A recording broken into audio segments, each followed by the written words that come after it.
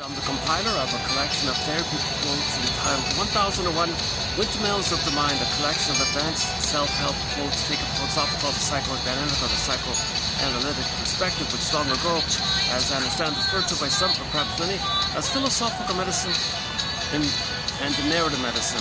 In this video, I want to do a preview of part 5 of 5 on an upcoming string of quotes we're going to do between videos marked entitled 3113 to 17, those 5 videos, and I've previewed 80% of it already, and I want to do the final 20% of this video. So I'm still in preview mode. This is kind of a challenging topic for myself. The thread is entitled Ideas of Immortality Above, Unconscious Timelessness Below. Okay, so the unconscious is timeless, doesn't know time, no sense of time. The amygdala doesn't know time. Those monitor lizards, I just saw this morning frozen in a tree and dropped down because it was so cold over there. Monitor lizards, iguanas, pardon me. In Florida, the iguanas apparently are freezing, and some of them dropped or something. They gotta wait till it warms up. They don't know time. Those iguanas, when they wake up, whatever, they're not gonna remember what happened to them. They just live endlessly. They just live in a blissful, no fear of death, because there's no time. They're in a state of timelessness, whatever that means, right? So that part of the brain in us, okay, the amygdala, the spine, the tip of the spine, the brainstem, the old ancient limbic system, okay, like those iguanas, etc. That system in us doesn't know time. Our automatic nervous system doesn't know time. So the unconscious doesn't know time. The sense of the ability to recognize time like normally comes on later on when the hippocampus comes online. That little seahorse-shaped part of the brain inside the brain called the hippocampus. Hippocampus, seahorse in Greece, I think. So that records, that makes us go, oh, okay, storage, linear storage, time, calendar, oh, I get it now. But if there's trauma before the time of the hippocampus, remember at birth, the amygdala is there at birth. The amygdala is there at birth, but not the hippocampus. So if there's trauma between birth and before the time of hippocampus comes online, the amygdala stores it, the brainstem stores it. Okay, take your pick. That part of the brain is sometimes nicknamed the iguana part of the brain. Take your pick. Janov calls it the salamander part of the brain. Most people call it the lizard part, or the dinosaur part, or the frog. Take your pick. Alligator, croc, take your pick. So you can nickname that system as a nickname. You can nickname that part of the, remember, our brain has 3 parts, the 3-in-1 brain. Our brain has 3 parts, the 3-in-1 brain, 3 systems, 3 lines of consciousness. That first line, that primitive survival line, only cares about survival, like those creatures. So you can nickname it accordingly like that. So that, if there's trauma in there, if the iguana part of our brain has trauma, you see those iguanas that are frozen, they have no hippocampus, they have no cortex, they only have 1 brain. We have 3 brains, right? Those iguanas that are frozen, that fell down and all that, you see, they don't store it. There's no hippocampus to record it, no sense of time, right? But humans have 3 brains. But if there's trauma in that iguana part of the brain,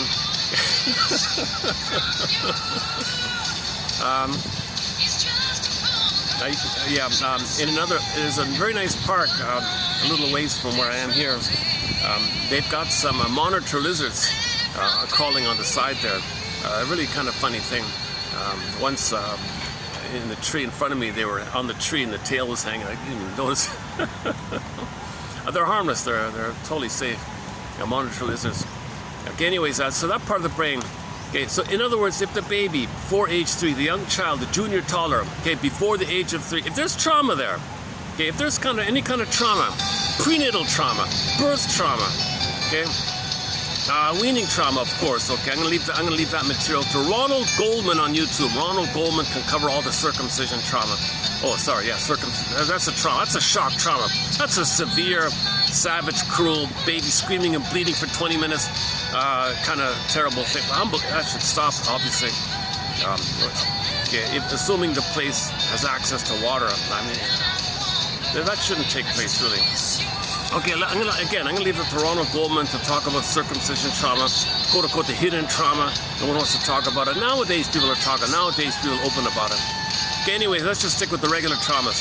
Prenatal trauma, birth trauma, or just perinatal trauma, because there could be trauma shortly after with the procedures, okay, like tonsils or any kind of other things that take place for the child. Okay. So those are kind of like shock traumas, like situational, like sudden things, right? So the baby can't know it, can't perceive it, it's stunned. So he has no ability to record it. It's known, it happened, the body knows. The monitorism part of the brain knows. It's kind of in the system. The trauma does know. The unconscious knows. The shadow knows. Okay, when that phrase, the shadow knows, they mean this. Okay, shadow, dark, unknown, can't see it. Metaphor, unconscious. Unconscious knows. The body knows. Every body tells a story. 2 words. Mysterious link between mind and body. The body remembers. The body keeps a score up. The body has the tally of it all. It's recorded. Implicit memory, procedural memory, neural circuits. It affects the physiology of the brain. There's circuits going. Human connections lead to neural connections. Okay, mother hurts the baby, it's wired in. He's not going to forget it. I mean, it's there, and it's always there like that. Okay. So those are kind of like the shock ones, right? But mostly in this collection, I'm not a doctor, biologist, physiologist, chemist. I'm not really a specialist like that. I only have a BA, keep that in mind. 30% of what you're going to hear is wrong. Let's put it this way. Robert Bly says 30. Let me bury it. A certain percentage of what you're going to hear in this video is wrong. And it's up to each viewer to figure out what that percentage is and what is wrong and what the percentage is. So it's up to each person to be their own detective, their own self-reflective detective, existential detective, and so on. So these are ideas, or I'm just brainstorming, throwing out clues around a little bit, just trying to find the pieces of the puzzle like that. So I find interesting quotes. I post roughly 10 on average in each video, and hopefully 1 out of 10 is kind of helpful like that. So the main traumas that seems a little more relatable is relationship trauma, relational trauma, interpersonal trauma, developmental trauma, i.e. attachment trauma. The baby wants to attach to the mother. Normally, securely, to feel safe, basic trust, rhythm of safety, the continuity of the oneness, the baby, the blissful oneness the baby has in the uterus, oceanic feeling, oceanic bliss, okay, unio mystica, participation mystique, mystical paradise, floating, okay, all that kind of rhythm of bliss, or whatever you want to call it. Okay, the baby needs that to continue. That Garden of Eden, that Shambhala, that Shangri-La, Utopia, Nirvana, all that blissful stuff, it's got to continue post-birth. Okay, he needs a social, interpersonal, womb-like mother-infant condition called the maternal matrix. And the baby and the mother are one. The mother functions as a self-object for the baby, a symbolic object for the baby to allow that continuity. So the baby and the mother are one, and the baby thinks the whole system is him. So the mother's a part of him, and so it needs him that he thinks he's giving it to himself. He's an autocratic, omnipotent being like that. Special, omnipotent, floating, blissful, happy kind of feeling. Babies need that Garden of Eden, Shambhala, etc. to continue for the first 4 to 5 months. Okay, there's different debates about it depending on the kids and all that. Average is ballpark 4 to 5 months. They need that continuity of the oneness. Okay, so that's like the psychological egg. So the cord's got to stay, the placenta's got to stay, called the lotus birth. Mother produces hormones to allow the bond and attachment, the entrainment, the attunement, the sweetness to continue, so mother can pick up the signals. So mother can respond automatically according to the child's needs to schedule rhythm and musical. It flows ABC, do, re, mi, it all flows like that. Oh my God, I'm gonna post a quote on music today, yeah.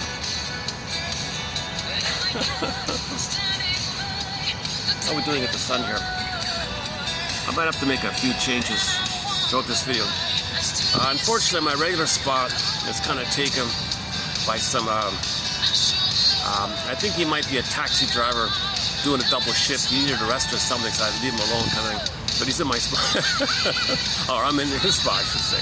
I don't want to interrupt the sleeping poor taxi driver or whatever he is, whatever his work is. Looks kind of tired, kind of guy. My first time at this kind of spot here with the stone background. Let's see how it works here. And my other spots are unavailable. I could go to the expensive tea restaurant, but we got a breeze today, so maybe we'll... Okay, enough about the weather report. Sorry about that.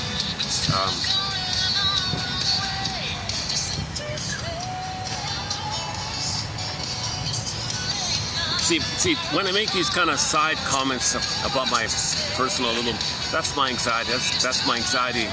It's coming out like that. That's an expression of my anxiety. I have not been analyzed. Disclaimer, disclaimer times 1,000. I have not been analyzed. I'm not a shrink professor, midwife, doula, nutritionist, gynecologist. First chance I get, played Joni Mitchell's song "This Flight Tonight," made popular by Dan McCafferty. I'd be on this flight tonight, and do a full analysis, and reclaim, re-own, resynthesize, get back what I disown, get it back. So much of our potential we put in a bag, we drag the bag, want to get it back. Okay, so the bag is the metaphor for the conscious. Like we drag the... Aesop says we have two bags, right? The one in the back is everything about you don't know. You put it in there. Now the bag in front is kind of like you can see other people's blind spots, but you can't see your own blind spot, the bag behind. Barbara Bly extends the Aesop metaphor by the long bag we drag behind and our potential, who we'd be had we been loved, how we cope with trauma, our ability to be aware of how we cope with trauma, so much of who we're meant to be, and our capacities, the gifts and the treasures, the golden ball, the wide range of feelings, needed feelings, appropriate feelings, the primary feeling, interest, curiosity, the capacity of real stuff, gets thrown in the bag. We put all this in the bag. We drag this long bag. We put it in there, and we drag it all our lives, and then we spend the rest of our lives trying to look in, get it back, reclaim, re-own, resynthesize. Okay, that's called shadow work. Look in the shadow and reclaim, resynthesize, re-own. You had it, you lost it, want to get it back, kind of thing. This is called shadow work, or self-repair work, or self-healing, or psychosynthesis, or wholeness, or search for wholeness, or search for the real self, search for completeness, whatever you want to call it, right? So this is a metaphor. By the way, this metaphor, this image of going to the dark, that dark, so it could be like the forest, usually it's the forest in a fairy tale, or it could be under the ground, or some unknown kind of place. Usually it's magical, primary imitation, no conscious logic there.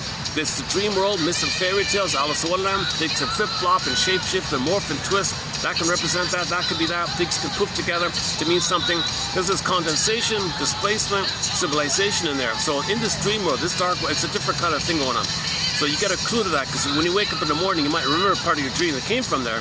And that's trying to make it to consciousness. So make the unconscious conscious. Where it was, ego shall be. So in this Snow White, for example, okay, the imagery is the miners, the dwarves were miners. So they go down in the dark and bring up the gems and bring up the consciousness, let's say, and the dwarves would tell Dorothy, Snow White stuff, right? So she would befriend the dwarves, and the dwarves were helping her. That means we get it. There's something about us that we don't know, or we want to know it. We want to know what we didn't know before. We want the truth. We want our self-healing like that. So the dwarves are going, bringing the minds up, bringing the gems up, and at some point she reclaimed more of herself. She got her feelings back. The moment she can kind of do from the feeling, the kiss moment. So the kiss moment, the prince and all, that means masculine. That means the prince means masculine, doing. You're doing from the feeling. So when you have your feeling and you can do that moment, you can do from your feeling, that moment spark the kiss, okay, she wakes up. Or typically there's a wedding in a fairy tale. That means the masculine, the prince is the masculine, the symbol for the masculine is doing, the princess, symbol for the feminine, the being, moon, sun, you want to do from the feeling. Like that. So when you can do from the feeling, you're healthy, you're whole, you're complete, and that's the moment you wake up and you're alive again. I just saw this morning, Shannon calls it, what do they call it again? You reclaimed your innocence. How did it go again? Okay, never mind. Emancipated innocence. A little confusing phrase, but you got back your pure feelings, and you can be alive like that. But you're older, so you have the wisdom of life experience and your feelings, and you can put it together. That's why older people are kind of playful, but they're still wise like that. I mean, that's ideally, elders are a little playful and they're wise at the same time, right? So they have that kind of balance, right? Okay, so enough about the fairy tale part. But the motif in fairy tales is you go in the forest. Okay, he's a woodcutter or whatever. He goes in the forest, brings wood or whatever. Or he's a fisher person, brings up the fish. some other kind of place, right? Some other kind of thing, like another world kind of thing, a symbol for another world, and bring in. So you go in, search, and then reclaim, and bit by bit, you do it again and again. You want to reclaim. I think the minor, I think the dwarves is a pretty good one, pretty clear like that. Familiar one. So that's the trauma. We put too much in the bag. The more trauma, the more we put in the bag. The more trauma, the more that goes in there. That's a heavy weight. Albatross. Whoa, you're weighted down. Like, whoa. Okay, that's like a real sadness, of course. Now, the echoing of that weight is called the ghost. So you're haunted by the ghost. You not being you, okay? That feeling, that echoey feeling of you not being you, that's the ghost feeling, haunted feeling. So you're haunted. Haunted means you're not being who you were meant to be. You're not being your authentic self. You're haunted like that. So you're haunted. So the shadow idea, right? So the shadow haunts you or something. No, the shadow means you haven't formulated. You haven't made conscious the trauma and how you cope with the trauma. And that means that developmental trauma, relational trauma, attachment trauma didn't allow you to progress to be yourself. And that since you can't be yourself, you're haunted by this thing that you can't be yourself. That haunted feeling. They played a song called "Haunted Heart" by the band Alias. Haunted heart, I got a haunted heart here. Just my shortcut for it is the ghost. In most, yes, is like so. You didn't mourn a loss, or maybe the memory of somebody lost, like a ghost. But usually, you're not being your real self. That feeling of you not being real is the ghost, like is the haunted feeling symbolized by the ghost. The ghost is a symbol of you feeling that odd, eerie feeling that you're not being real. Something's wrong. Something's missing. You don't have yourself like that. Maybe I should can I get better? Let me get some better shade here. Yeah.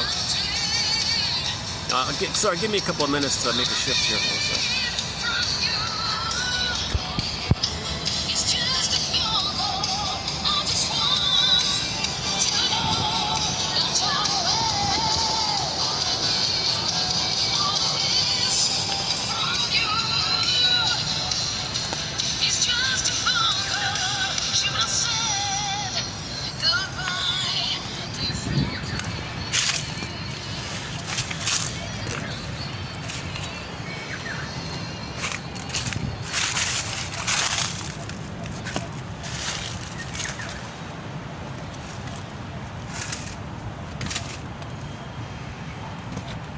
Oh, there's a cat. Oh, hey. Oh, my goodness. Oh, we got a cat here. Let's say hello to our friend here. Hey there. Psst, psst, psst. Psst, psst. You want to say hello to... You want to say hello to people? Hey. Oh, you're a friendly one, eh? All right, yeah. Oh, he's a friendly... Yeah, he's a friendly cat, huh?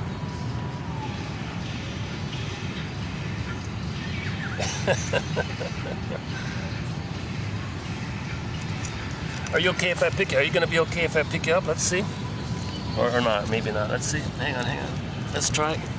Oh, let's do it this way. Wanna say hello?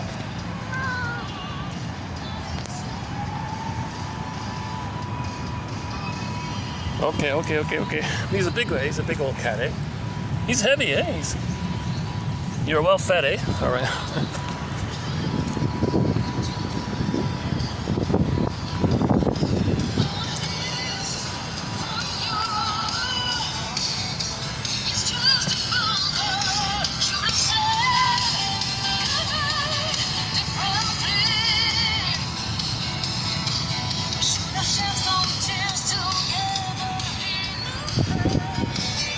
Oh, he's gonna hang around here for a bit. All right, cool. All right. Let's see if I can get him back in the camera here.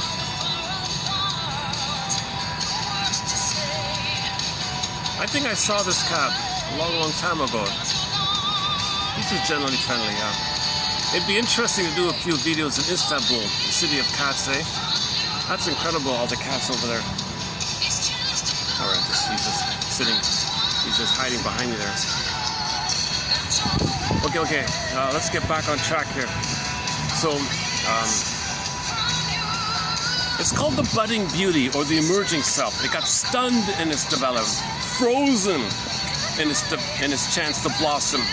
Okay, frozen, stunned, arrested development, stunted development, developmental arrest, whatever you want to call it. Somebody got suspended. Think about the frozen woolly mammoth and the block of ice. Guys, a symbol to reflect that they're not feeling. We're feeling frozen, kind of. Oh, he's going away. All right. See you later. Oh.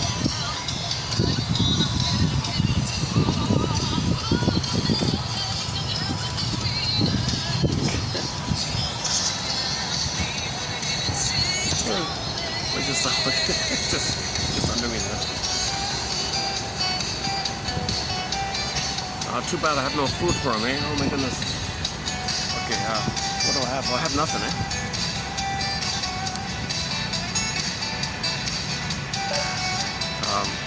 I have one cookie in my bag. He won't eat cookies. Cats won't eat cookies, right? Oh, he's going away. Okay, see you later, huh? Nice big old cat, eh? He's a strong, healthy looking cat, eh?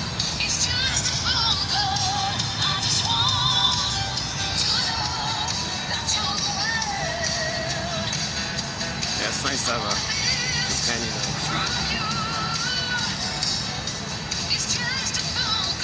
Okay, sorry.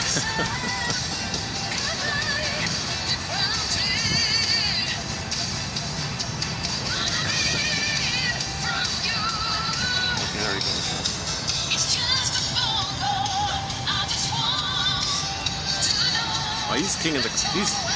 That little tiger is king of the park, eh? Okay, where are we? Oh my goodness. Okay, let's get back on track here. That's part of my anxiety too, right? I get distracted or something.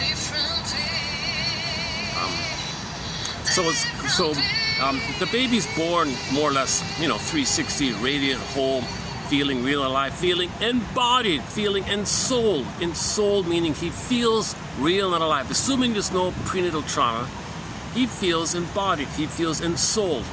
Okay, he feels real and alive, right? But if there's some kind of shock at birth, stunned. It often happens at birth.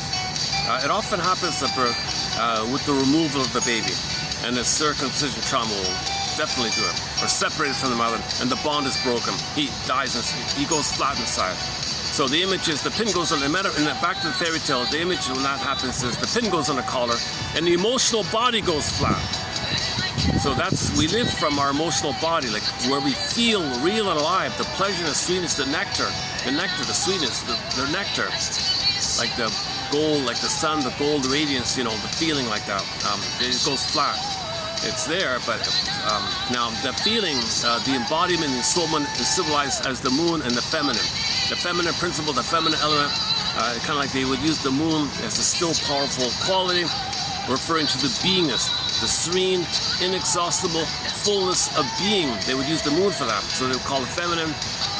And then you see the Tai Chi symbol, night and day. See, then from your feeling, then you can do, because the feeling and the doing got the Tai Chi harmony like that. So we're born. Oops.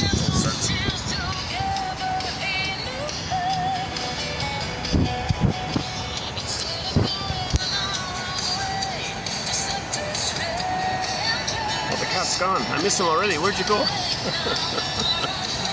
I formed a quick attachment to him. Okay, where are we? Yeah, I attach to cats. Yeah, dogs too. You don't see dogs here. The dog section is very sectioned off with the owners, a little section over there. The cats have more freedom, right? Oh my God, I'm having a hard time staying focused here today. It's just going to get busier. I tried to get an early start. It's just going to get busier here now.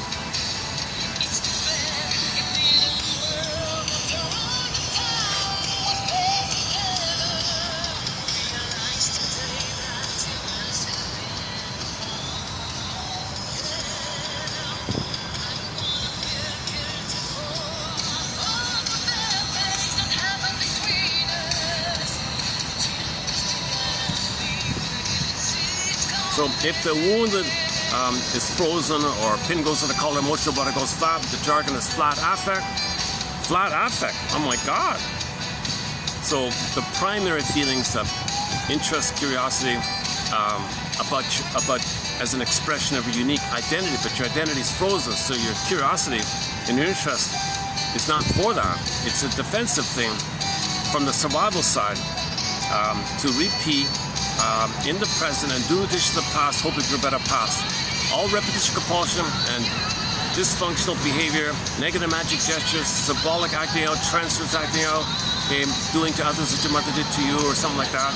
Fighting with the mother onto the world, or the world is you, and you treat the world the way your mother treated you, and then you're angry at your mother, so you just place your anger at the mother onto the world.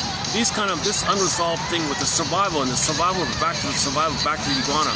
The survival. So if the feeling, okay, the mammal, take your favorite mammal, giraffe, puppy, monkey, whatever, take your favorite mammal.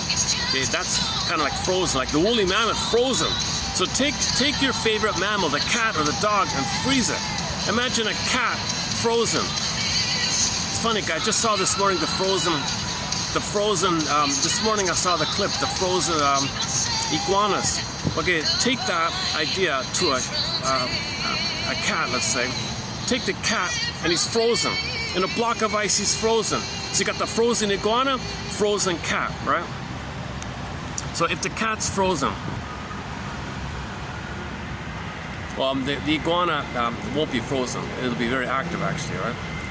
If oh my God, if the cat's frozen and the survival brain's frozen, oh my God, yeah, that's catatonia or something. He couldn't do it, right?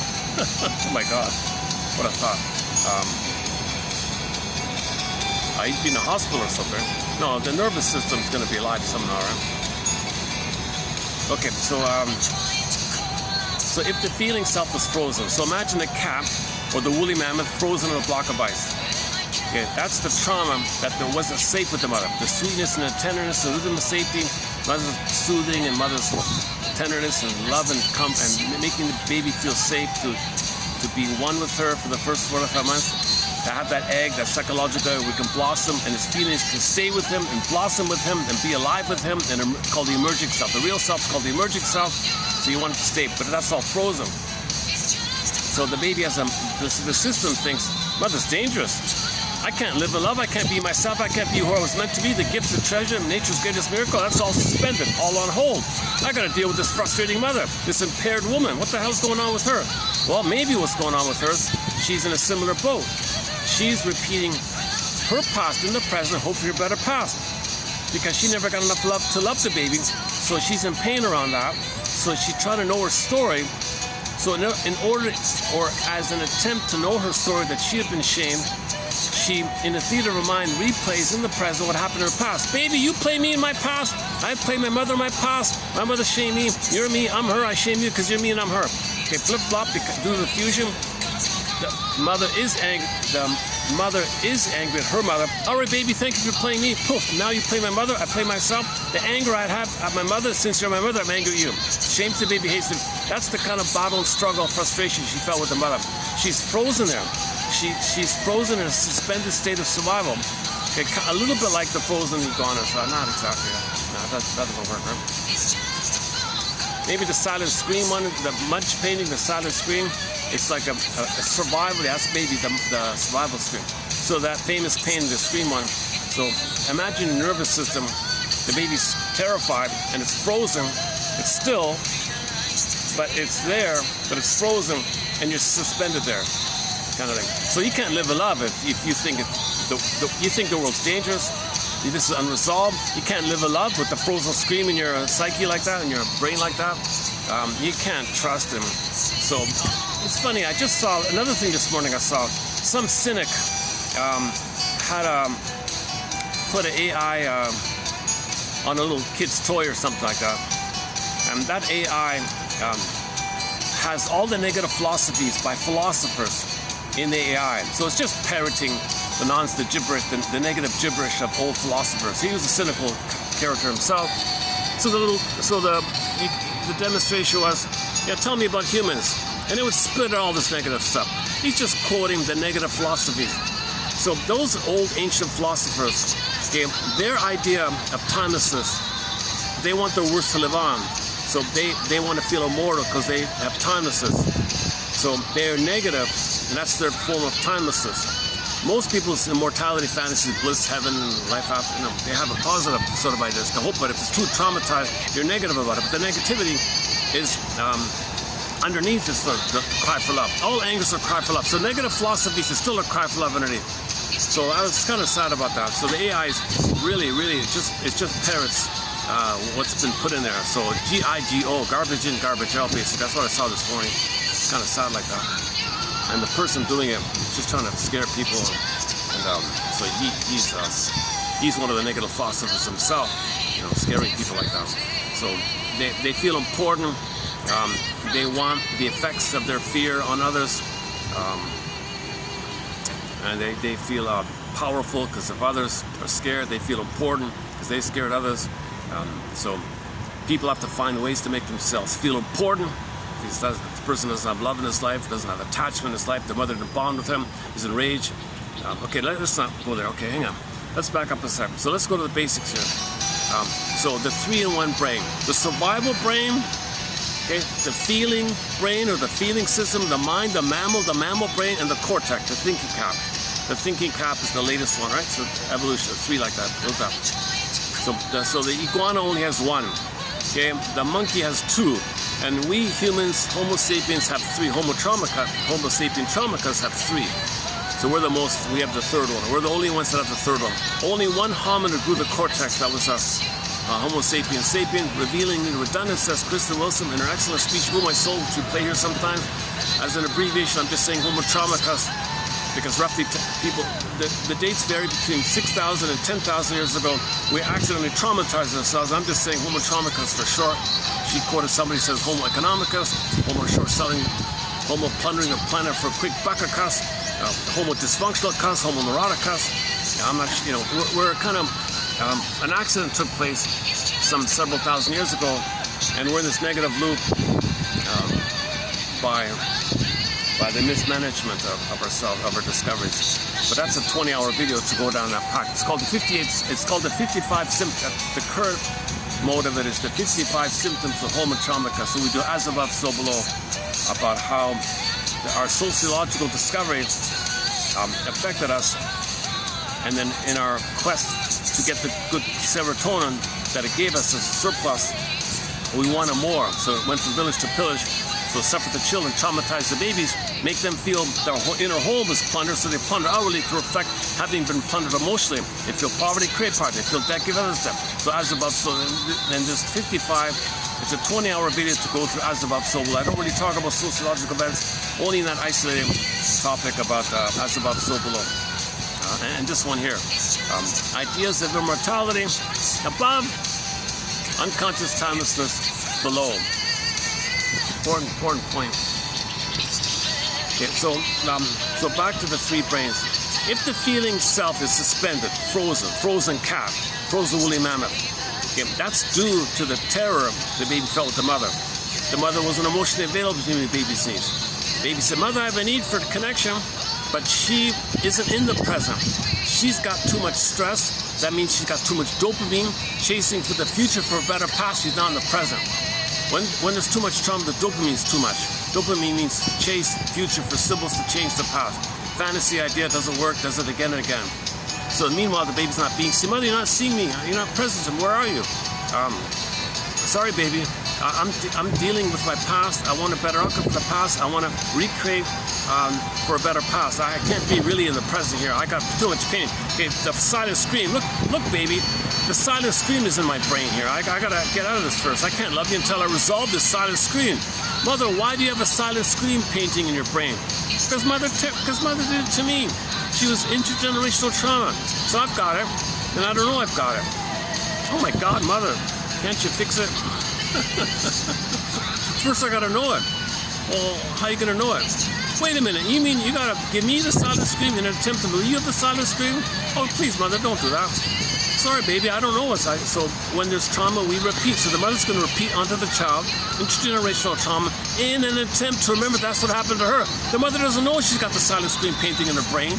In an attempt to know it, she puts it onto the kid in an attempt to know that she has it. So we don't remember, we create. she's trying to get her story. So just in a simple way of saying it, let's just say the mother shamed her by not meeting the baby's needs. Doesn't remember, Faustian deal, becomes aggressive. When there's trauma, we repeat, hopefully better past. Baby, you play me, I play the mother, mother shame me, you're me, I shame you because I'm her and you're me. Okay, so she's hoping for a better past because the baby's going to be a proxy of her back then. The baby's going to play the role of her back on her mind in her timelessness, and she's going to play the mother side. Okay, so she hopes that her own baby will be a proxy of her, and she hopes that her own baby, she wants her own baby to stand in for her, hoping that the baby as her will get the mother's love. But the mother herself is going to block it. So even though she hopes to get her love by pretending her baby's her, she's going to play the mother who blocks it and then hates it for it. It's not going to work. Impossible. So the baby's not being seen. And when the baby is not seen or mirrored or soothed and feels safe, he's going to signal, mother, I feel unsafe by this. Mother ignores her. I can't see her. I'm too busy with I'm in a silent scream. If I'm in a frozen silent scream in my brain, I can't see her situation. But the baby's going to try. Mother, I'm going to try nevertheless. I'm under stress. I'm under tension. I'm under fear. Builds up. Can't see it. Mother's screaming inside her. Mother can't see it. She's got soul blindness, also known as soul blind. The mother is soul blind to the baby's needs and feelings. But the baby will still try. Still got the hope. Come on, mother. Wake up, mother. Don't be so soul blind here. I'm your baby. I have needs. I have feelings. Can't you see the stress and the tension, the shame? It's building up. I'm scared. Mother, I'm in peril here. I think I'm going to perish. Okay, now when the fear builds up. Okay, enter the anger character from the Disney film inside. Anger pops up. And now anger's there. Mother, see, I'm angry now. That's the final one, right? Mother still doesn't get it. You can't be angry. What are you angry about? Okay, then fury. Now the flames pop up from anger's head. So the child says, Mother, can you see the flames popping up from the character anger's head? And notice how the flames spell S-O-S. My fury and rage is S-O-S. If the fear to the anger and the rage, the fury, rage is oral need, fury. So it's very kind of the most desperate thing. This is shown in the baby's flailing about and physiology and spitting maybe, or cries and facial gestures and tone of voice and screeches and whatever he's doing like that, facially, tonally, bodily. Mother, can't you figure it out? Can't you make the inference that I'm desperate here, I'm enraged here? But remember, the mother's frozen with a silent scream. Don't bother me, kid. You're interrupting me. I'm in survival of my past. I gotta survive. I can't think about your needs. Only my needs are important. Your needs are not important. In fact, I made you to find me. In fact, I made you because you're gonna be a symbolic mother for me to heal me. I can't heal you. I need your love. No, you gotta heal me. So you got the blind leading the blind now, or the desperate. You got the blind leading the desperate. But then becomes blind. So the baby. So what's the baby gonna do, right? The feeling self, the quality of feeling real alive, like the real cat, frozen cat. No frozen cat, huh? Frozen cat. There's a band called Frozen Ghost, right? Frozen cat, frozen dog. Oh my God, yeah.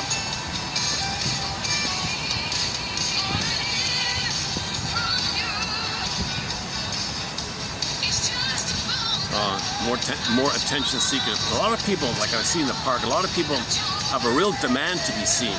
Like they have a very forceful, see me, look at me. Remember that, look at me. So they do very dramatic displays. They want to get like noticed somehow. It doesn't work. The person, some pop diva was on stage and said she had like a billion people cheering at her. I never felt seen. I feel lonely. No one ever saw me. The professor felt unheard as a baby. He spent his whole life giving lectures. At the end of life, no one ever heard me. I never once felt heard by anybody in his life. Meanwhile, all these students were carefully listening to take, so it doesn't work. Symbolic doesn't undo what actually happened. But when the real needs are not met, if you still keep trying to get it, it's not going to work. You can have 20 lifetimes eating cookies. It's not going to translate to receiving mother's sweetness and comfort and soothing in the past. It doesn't work. Cookie in the present is not real mother in the past. It doesn't work. But we do this symbolic stuff. Due to the repetition compulsion, the compulsion to repeat, we're in pain, the pain drives it. All the baby knows, he's in pain, reach her mother. Pain, reach her mother.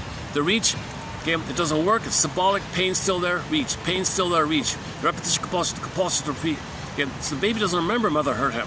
He's got to search for mother, not knowing mother, because remember, there's no seahorse there to record it. He's operating from the iguana mind, right? He doesn't understand, no memory. All he knows is survival, pain, reach, right?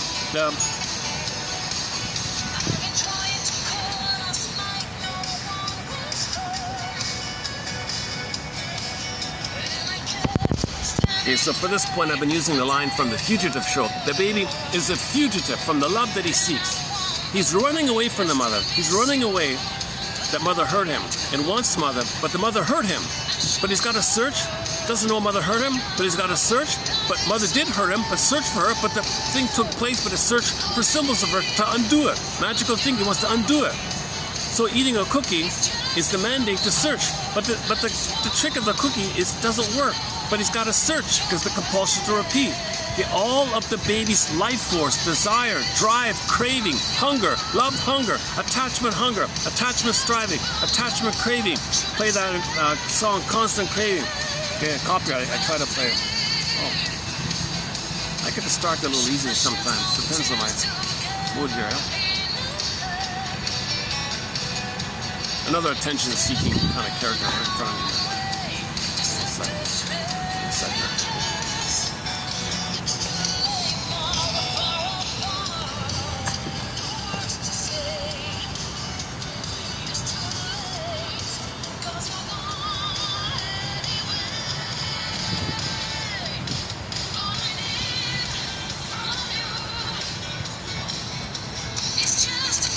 See, if I turn the chair around, the privacy, people will get in the camera, right? This is the best sort of chance I have here. Oh, I found a new song. I want to play a new song. I want to try the new song later on today. That's a fun channel called Radio. Radio spelled with 5 O's. So spell radio, but put it with 5 O's, or radio, and then add 4 more O's. radio.com. You get a map there. You click a country and a decade, and you get some samples of songs that are on the radio over there. And not a bad little site. So I found another song. I've already played 2 songs or 3 songs from that channel. So I'll try one more here. Called it'll be our first song from. No, the second. It'll be our second song from Nigeria. The song called Jungle. What's it called again? Jungle Magic or something. I thought it was a fun kind of song. Just it's kind of like a reggae kind of song from the 70s. From the 70s from Nigeria. Sort of a reggae, fun kind of a very danceable, maybe like a danceable kind of song. Still there? Oh, it's still there.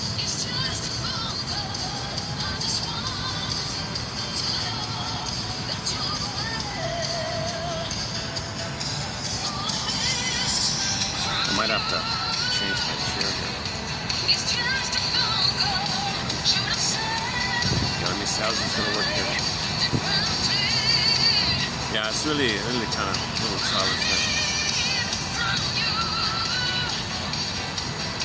Well, this is not really like a park. It is, but it is and it isn't. It's just a green space around all these commercial malls and business centers, and it's not really like it's not really on the beach like that.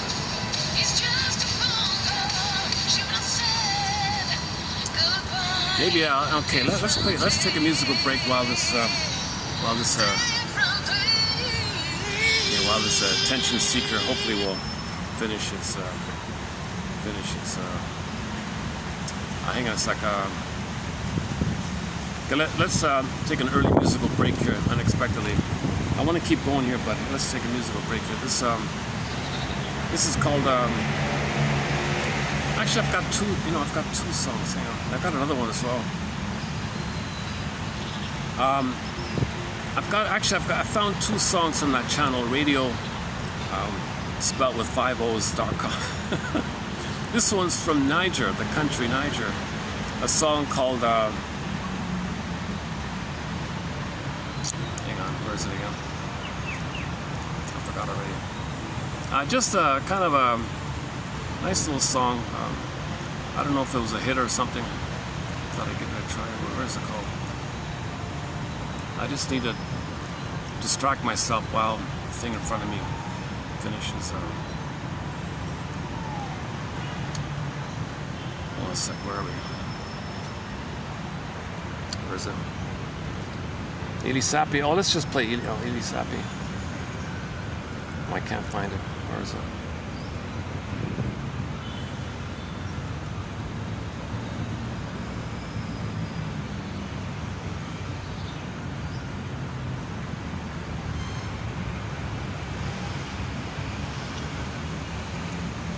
Okay, let's just play Ili Sapi instead here. Okay, hopefully when the song ends, I'll see if I can move my chair somehow. All right.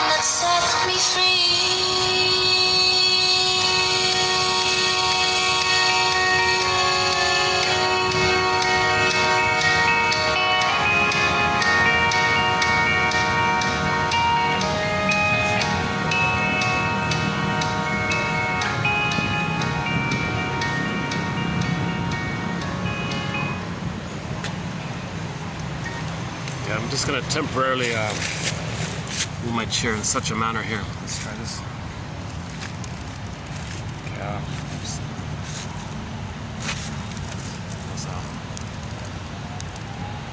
Oh, okay. Now it's on there. My goodness. Okay, I gotta get used to this kind of thing here. Oh, jeez. Unless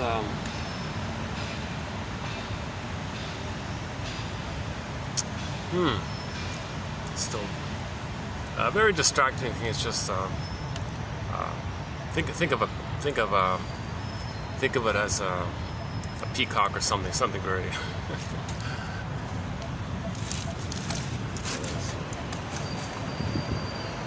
What if I turn it this way? Let's try it this way.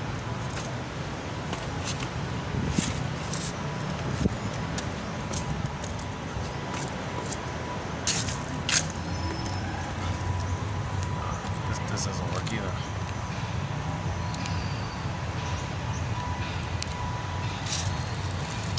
Okay, I might have to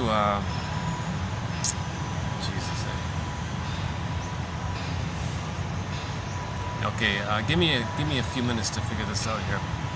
My regular spot's kind of taken. This is not gonna work. This is too distracting in front of me here.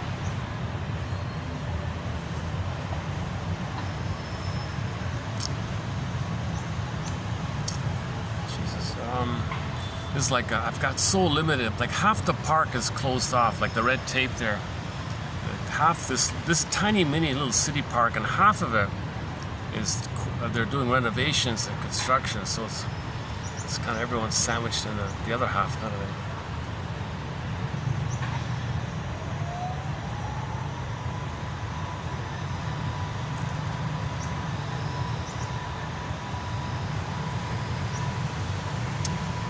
Let me think again here.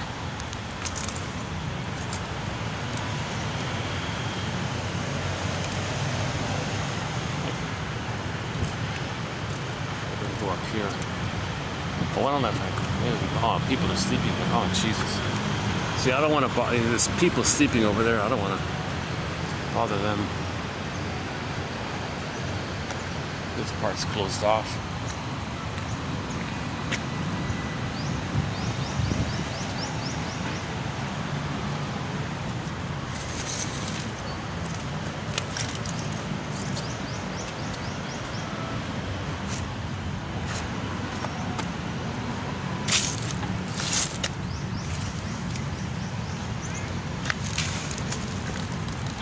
If I just maybe angle it like this, maybe it should be okay.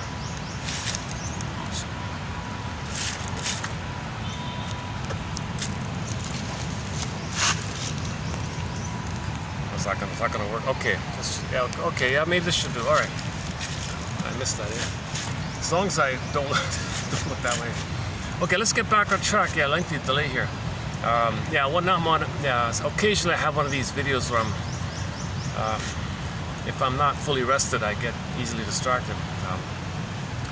So the values in the quotes, it's not really my presentation. It's got a lot of work to do. I've improved a little bit, but there's too many ums and ahs in my speaking, self-corrections and bloopers and long pauses to deal with the distractions, to get myself settled in, kind of thing.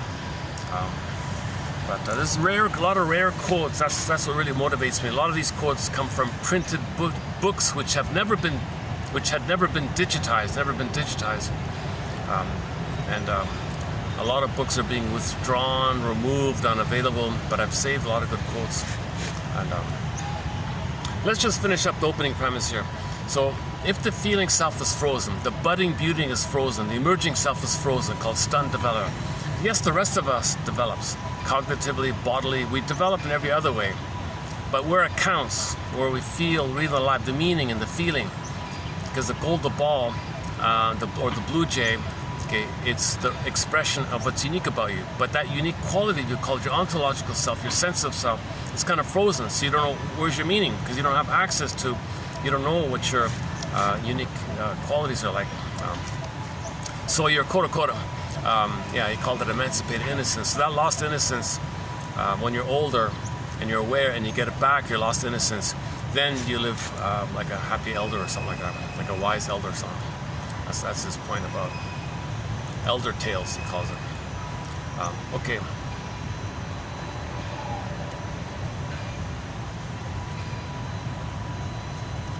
Okay, so the baby's dealing with the silent scream, right? This fearful kind of thing. The mother's got this fearful kind of thing. So the baby's panicking, crying, rage.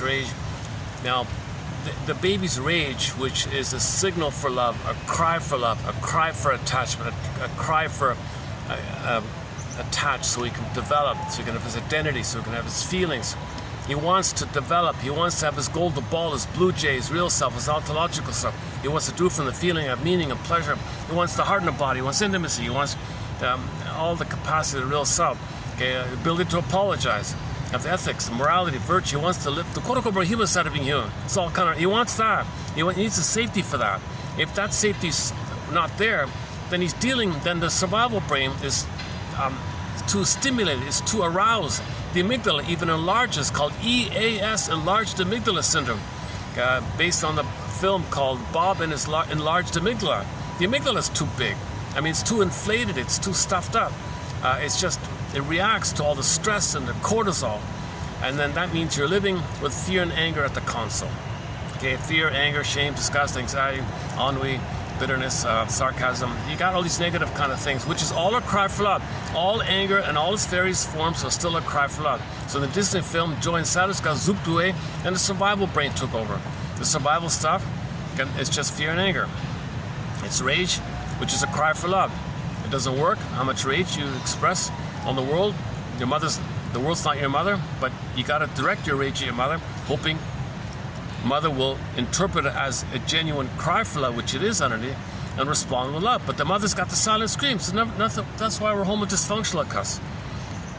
Okay, so if the baby signals his fear like that and it's blocked, okay, that cry for love that turned to anger, and the anger became destructive, L-I-V-E-E-V-I-L, becomes destructive. It turns around because he ends up with fantasies that he's got to control the breast, remember the first mother's breast mother.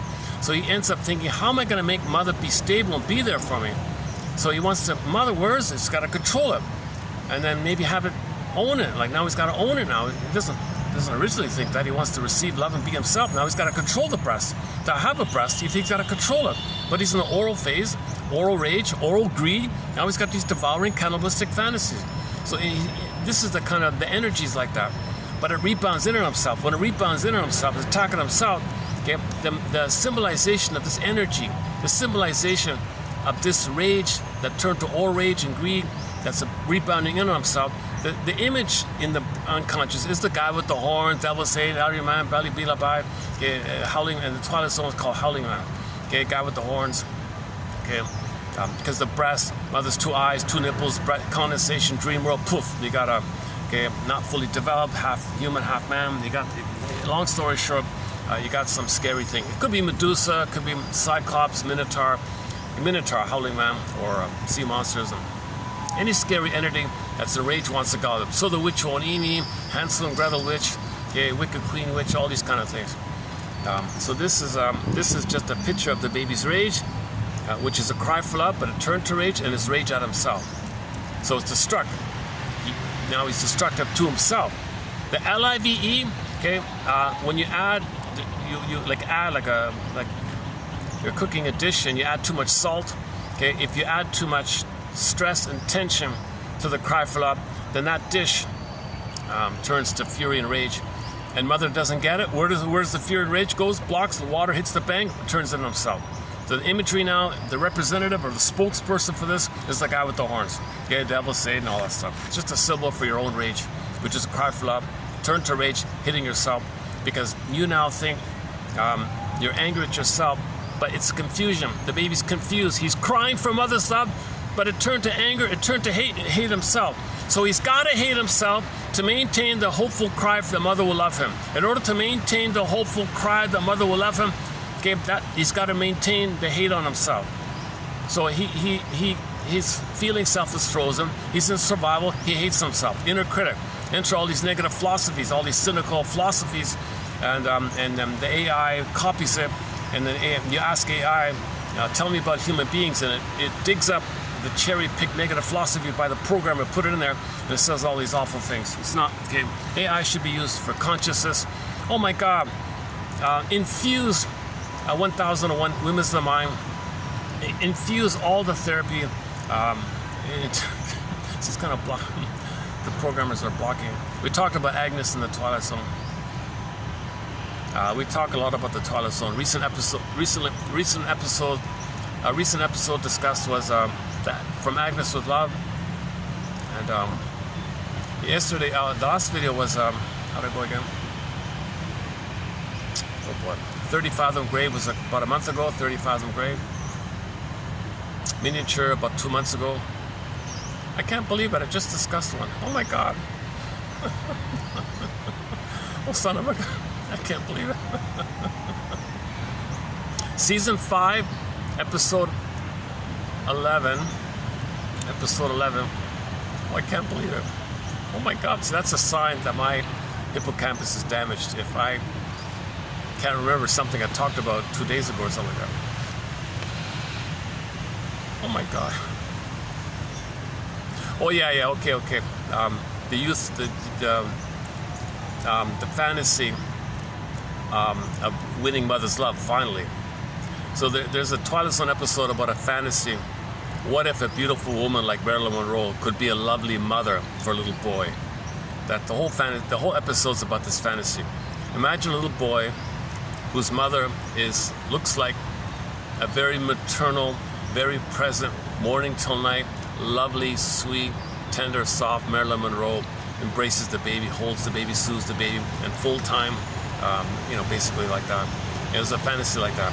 So the story's about a guy who was never loved, very abused as a baby, grew up to be a billionaire, goes to Las Vegas, sees an 18-year-old showgirl who looked like Marilyn Monroe. So he marries her. She says but she turned out to be a gold digger. The brother called her, she's made of asbestos. So she's a gold digger figure. And while she's married, she tried to push him over. She tried to edge him to jump or something. So she would make his life miserable and difficult. But he was spellbound with her. So he was on the edge like that. So he took a magical potion to reverse his, he wanted to be young, to keep up with her. But it went too far, it went to babyhood. Brother said, look, that's your husband, that little baby there in the bed, that's your baby. Mommy, I'm crying. That's my husband, that's your baby. I'm out of here. No, well, you get no money if you do that. Why don't you just mother him? If you don't, you can't marry another rich guy. She's a gold digger because you're married to this guy. So why don't you just mother him? And that's not fair, she said. That's not the deal. I married him to push him over to take his $1 billion. Well, I'm sorry, you got a choice here. Why don't you just try something new here? Why don't you just, he needs you, why don't you just learn to be a mother for him? And try, and you'll both grow, you'll both learn, you'll both get wiser, you'll get older, you'll get more mature, like that.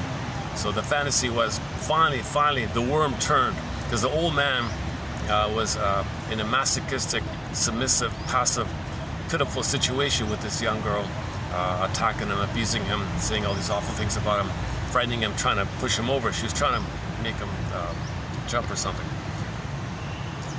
Like she'd throw the match on the carpet, he'd have to dive to prevent a fire. She hoped that him diving to stop the fire, he'd hurt himself. She was trying to murder him, basically. He was very passive. So the conclusion was, the worm turned. The worm turned. Now that 60-year-old guy is now a 1-year-old baby or whatever, and now the situation is she must mother him. Now he's got the power, and she's got to serve him and take care of him if she wants the money like that. So the fantasy is, finally, this old man is now. See, the old man inside is the baby. Right? So just take away the old man and just show you the baby, and let the woman be compelled to love the baby. He wanted it while the baby's inside. So remove the packaging and show the inside, then it's clear she's got to mother the baby. But when the baby's inside the 60-year-old man, she can treat him badly because he's a 60-year-old man, she's a 20-year-old showgirl or whatever, so she has no obligation or like that. She's just too focused on the money. But if you take away the shell and show the soul of the person, the wounded, crying baby, then she's kind of compelled to touch some possible maternal instinct to her, to love a baby, connect with the baby, attach with the baby, and form a connection, form an attachment. The brother was trying to create this connection because the old man never was connected to the mother. bottles and nurses and governesses and all this. He never had a loving connection. So now finally, okay, he waited his whole life to be mothered. Not just mothered, but by a Marilyn Monroe lookalike kind of mother. Interesting episode. It's called A Short Drink from a Little Fountain, or a small drink from a certain fountain. Yeah. So I posted in the last video here. I discussed it for about an hour at the tea place. Not a bad discussion. I read the transcript. I read through the whole transcript. It was kind of fun doing it. All the brothers' insults are in there. That woman is a predator alley cat. I wouldn't mind it. I can tolerate that she's made of asbestos, but I can't tolerate that she's trying to knock you out, brother. But he is gaga for her because he's inside a little baby clinging to mother, wanting mother, waiting for mother to love him.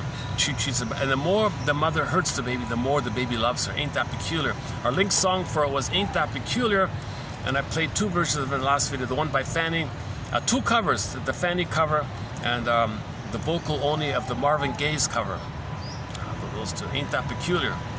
So the more the mother abuses the baby, the more the baby idolizes and worships and sees her as a beautiful goddess. Need to know the baby can't know mother's doing this. And the more the mother's love is unavailable, the more the baby's got to fantasize and compensate. She's a goddess to compensate for the unavailability of her. So the more hurtful she is, the more absent she is, the more he idolizes her. And he was doing the same kind of. Can I go back? Oh, hold on a second.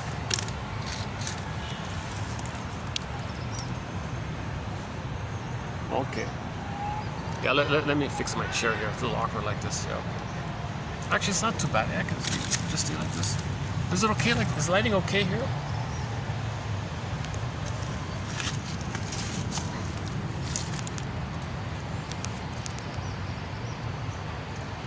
Is it better? I feel a little better this way also.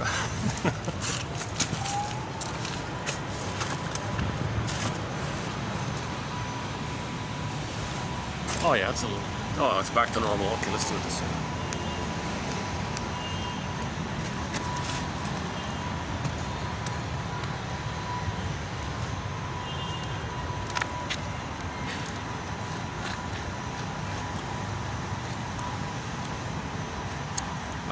Okay, where are we here? Okay, so we've discussed over 20 episodes from the Twilight Zone. I won't do it this time around, but check out the last video for a discussion.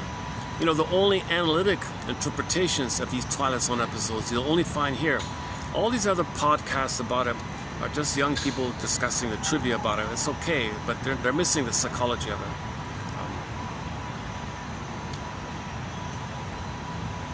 It's a fantasy. It's a fantasy that every boy wished to be maternally, blissfully loved by a beautiful, buxom, bosom kind of woman, right? Like Marilyn Monroe, like that.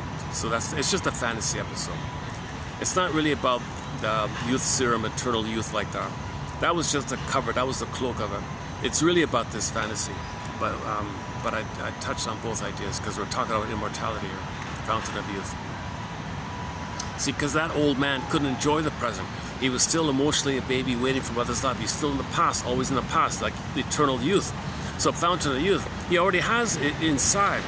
The unconscious trauma doesn't know time. The screaming baby in pain doesn't know time. So he's like that inside, emotionally speaking. He doesn't enjoy the present. He's got $1 billion. He can't enjoy anything. He can't connect. He can't talk to a woman. He can't have friends. He's just only focused on this timeless, forever immortal, timeless youth, forever no time issue where when's mother gonna love him? So the fantasy was, poof, you're into the Twilight Zone. Here you go, here's your mother. Fantasy. You know, only in the Twilight Zone. Science fiction about your unconscious. Twilight Zone means unconscious.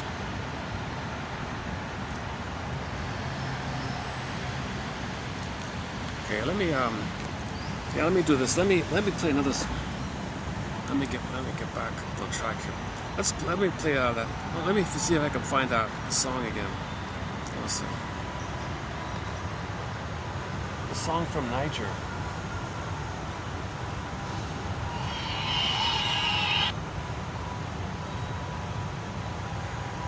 Oh, it's called Tenere. It's going to be copyrighted. Yeah. Let's take another 3-minute break here. This is from that radio, spelt with 5 O's website. Oh, there it is, Tenere. It's called The Desert. It's translated as The Desert, My Home. It's kind of like Cashton's hit, Chinanu, My Home, My Land, My Home or something. This seems to be sort of like a similar kind of thing. Okay, let's take a 3-minute break here.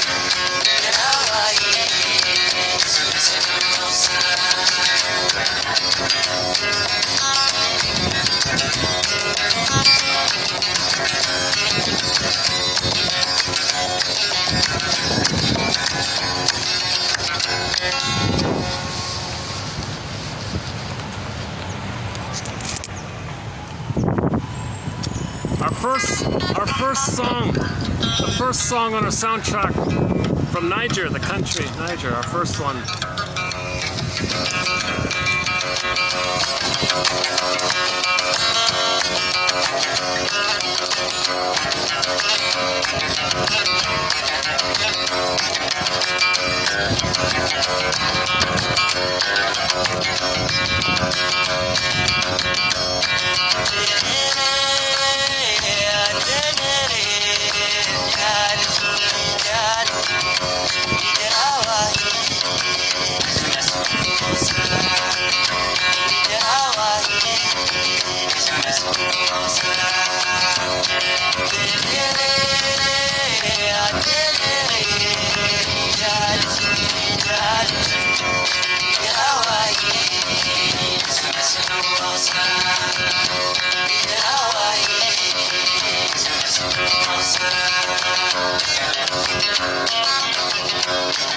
I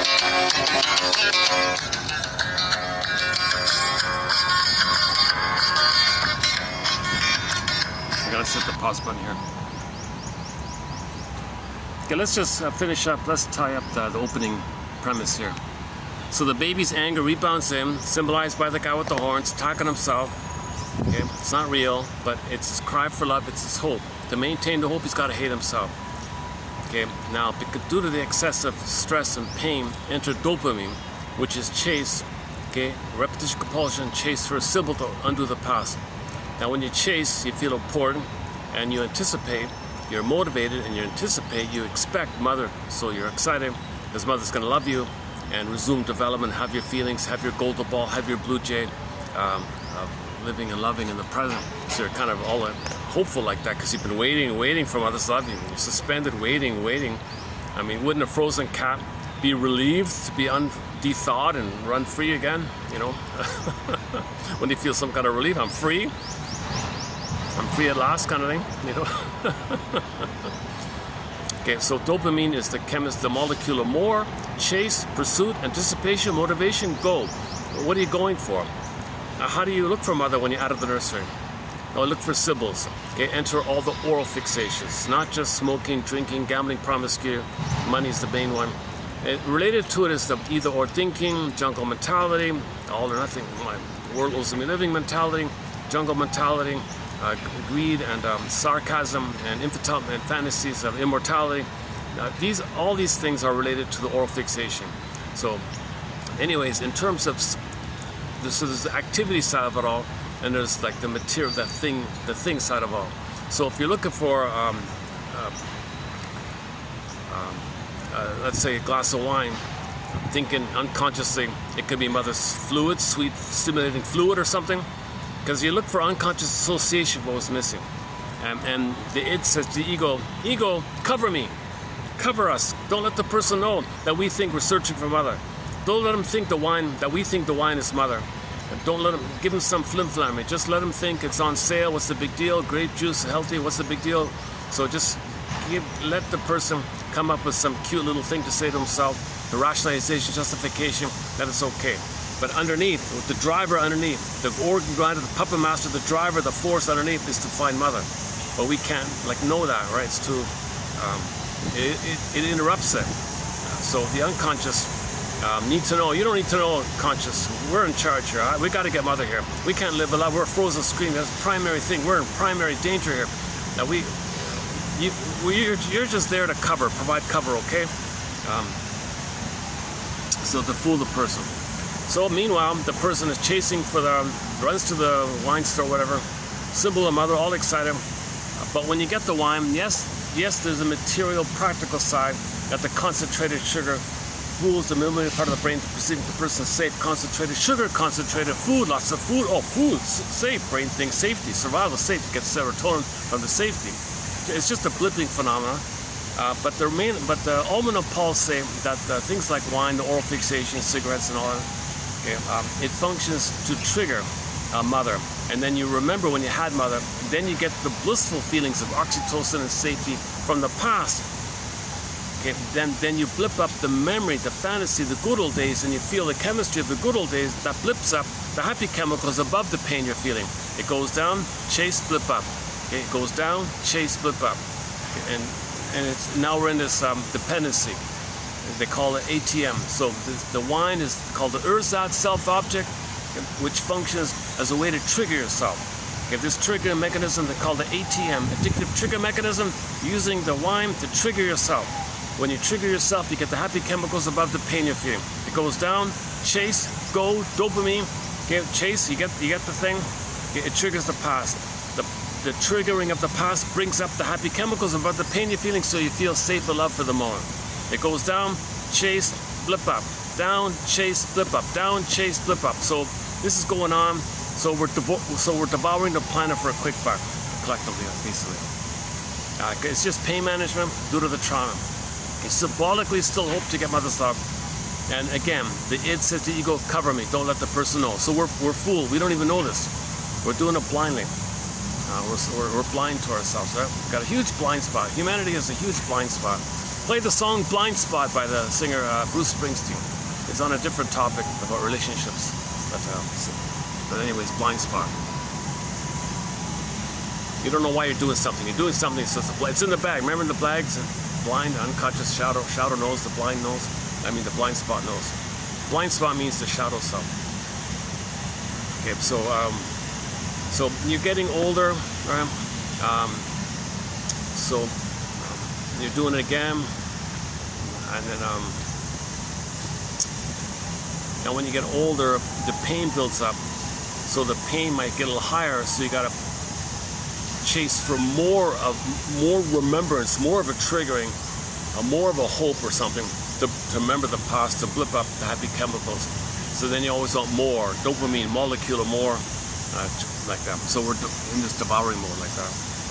The only way out of this curse, jinx, cards you're dealt, the only way out of this trauma is to shine a lantern on it. Identify the threads, see the threads with the lantern. Emily Dickinson, I have a lantern. With the lantern, you see. When you see the threads, then you can kind of, quote unquote, unpick the threads of a traumatic script and use those threads to weave a new, healthier script, a normal script. Okay, i.e., another way of saying it is, when you identify the traumatic script, you talk about it, you realize mother failed, mother betrayed, and you created a script. And you're living in a state of timelessness, you're not enjoying the present, quote unquote, murder of time. The present is just always the past. The present is recreation of the past, new addition to the past, reenactment of the past, a symbolic recreation of the past. You transfer the past to the present, act it up. You're living in the past because the pain is there. You're frozen in the pain, the scream. So you're timeless scream like that. You're always in there. So life is going by and you're just in the past all the time. Yes, materially you think things in the present, but emotionally you're still in the past. So when you realize this situation and you realize, wait a minute, had I been loved, I would have gone a different path. I would have had the psychic structure of I'm okay, you're okay, mutuality. I would have had a normal psychic structure, not fused with one in pain, stuck in the tarpon of a negative one with the mother, trying to save the mother, cure the mother, fix the mother, and isn't it bittersweet, this whole mess. So when you recognize that, had you been loved, had you been quote unquote properly loved, you would have gone down the road not taken. So when you identify and give up this bittersweet hope that it's not your job to save mother, it's not your job to fix. No baby can cure a traumatized mother, and you're still doing it because you create a map of that, and you're going by the map your whole life.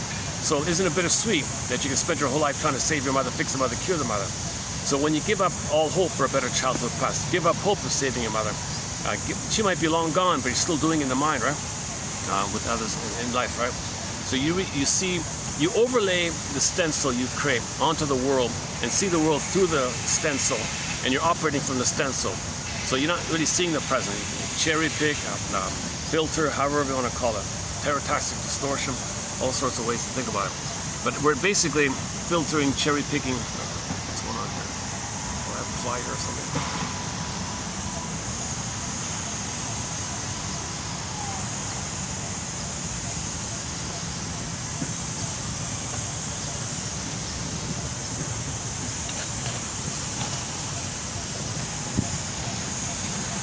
I gotta close my bag. Oh, the coffee. The coffee.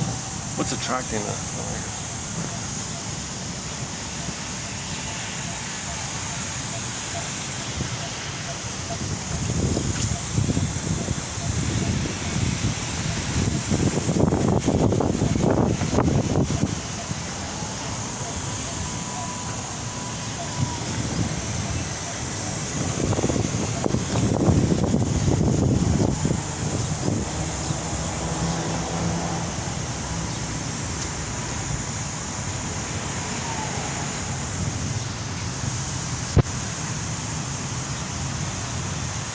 It's not going to work. It's not going to be okay.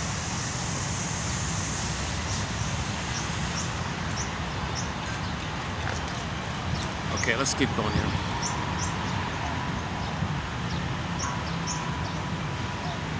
Yeah, there's another symbol of gold, right? So gold, right? There's a gold in front of me there. So gold, in the psychology, gold is a symbol of the radiance and the brightness of feeling real and alive, like the sun, using gold. The sun is warm and radiant, right? Gold kind of looks like the sun, so we want to have that as our feelings, warm and radiant. So we'd use gold to stand in for the sun, which is warm and radiant. So we want to feel real and alive. We want to feel radiant, embodied. In other words, embodiment. So the gold means embodiment. The gold means soul, right? So in trauma, the ball goes down the well. And the bag, the ball goes in the bag. It's the force. You want to get it back. Bring back the gems. Bring back the gold, like mentioned in the first part of this video.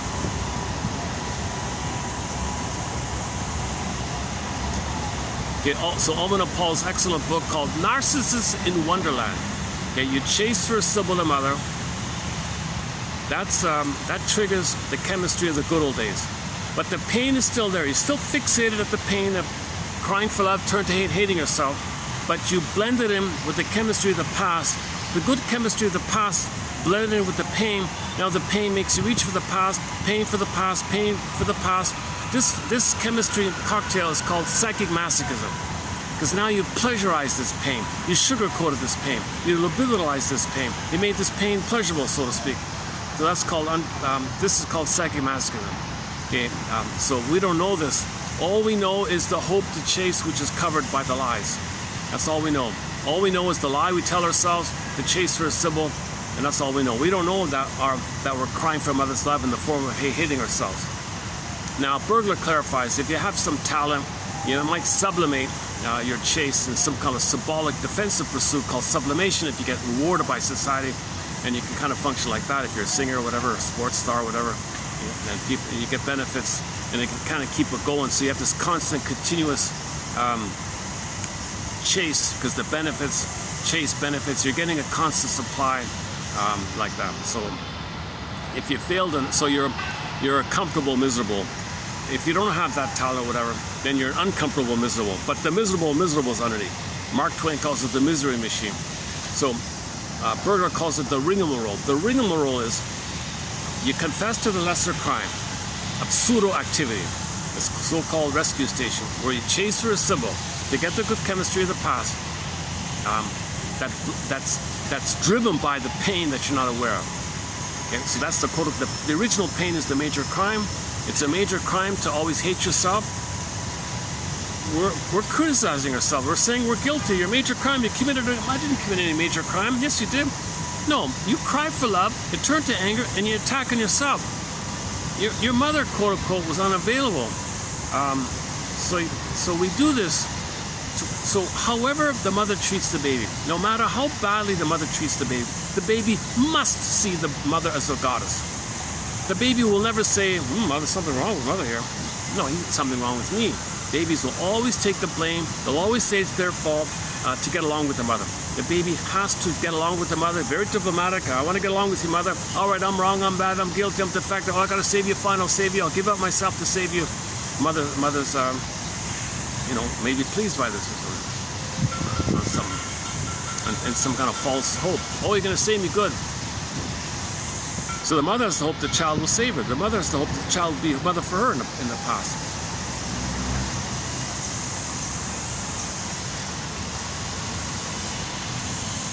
So, yeah, I really miss my regular spot. It's much busier on this side here.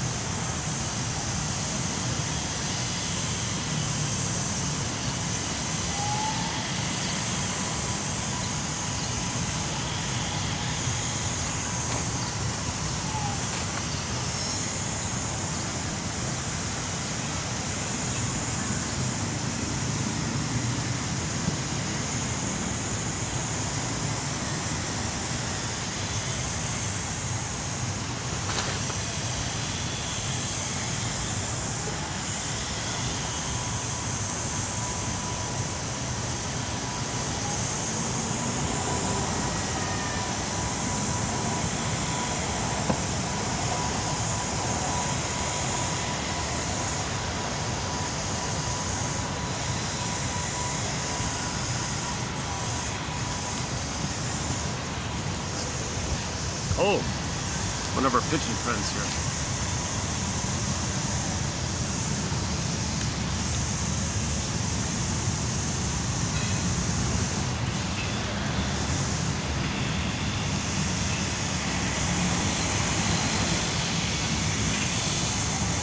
Oh my God, I now realize That bag was kind of open, and the cookie they must be smelling the cookie. I've got one cookie in my the tortina.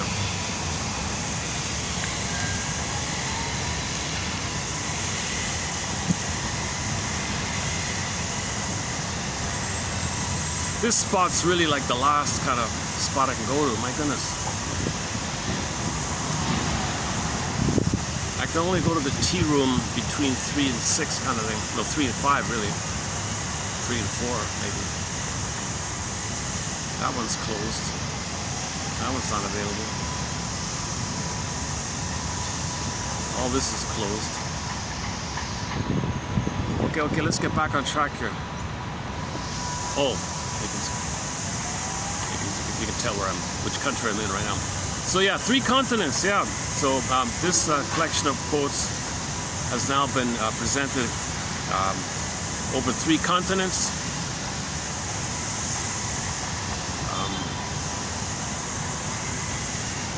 Almost to 4,000, over 10,000 quotes, 3 continents, 5 years.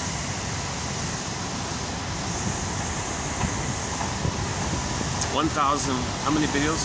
1,400 videos or something, including the shorts. A wealth of material. It's a great collection. It really is.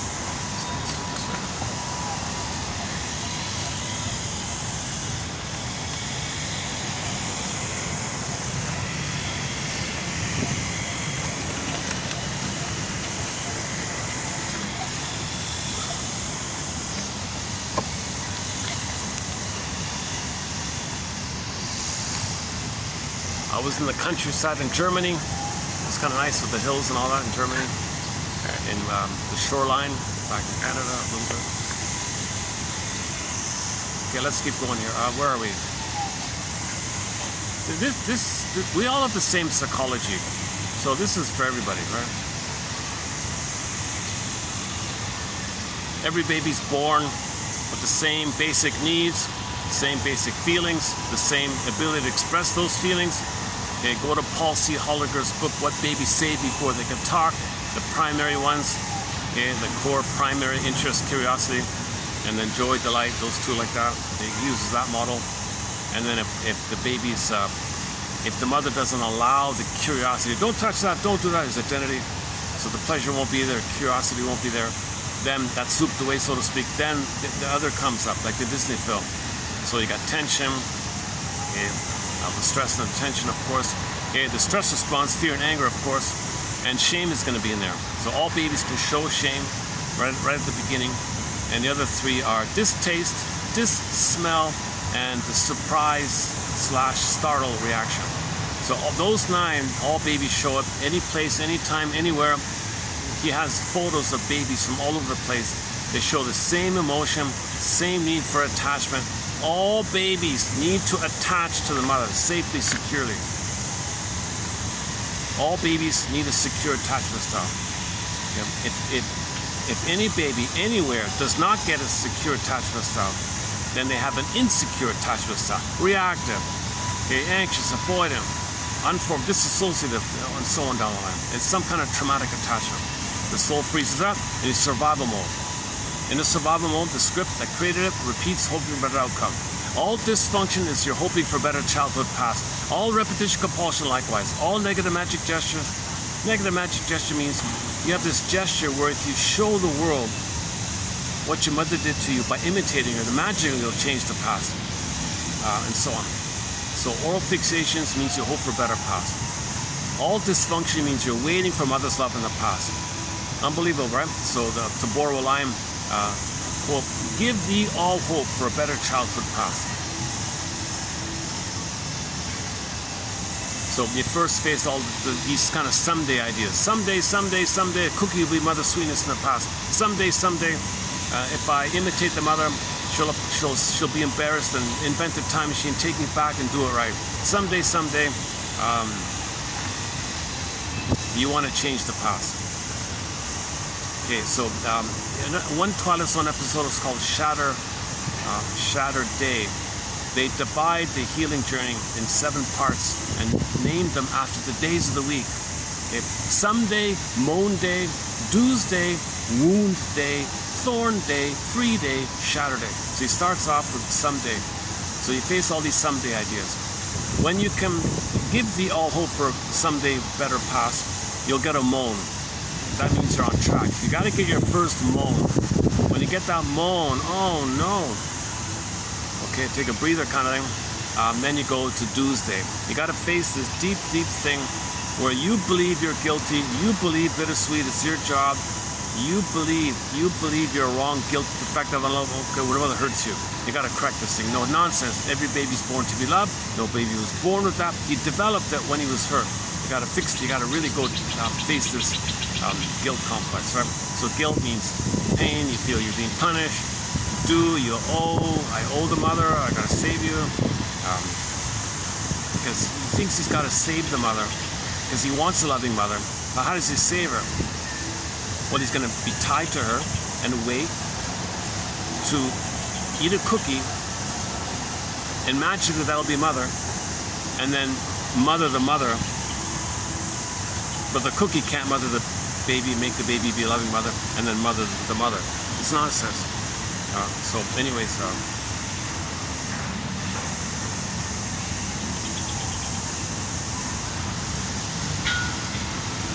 okay, next time I go to the tea shop. It was a little noisy there last time, right? You know, I know it's pretty good. So, usually 8 times out of 10, it's pretty good. I go to the other side, it works out okay. Just on occasion, there's some, it's kind of used.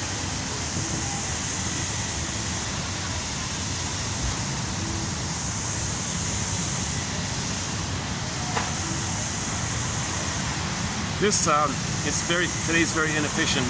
Normally I can cram in 1 hour a lot of material. Here an hour and a half has passed and I barely got in a fraction of the material. Most of this video is distractions like that. So in that case,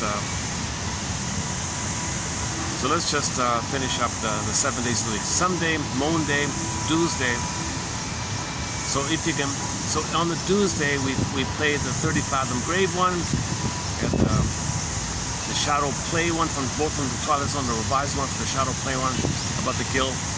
So we talk about those episodes. So we want to really air this out. We really want to confront this false belief. We got to confront this.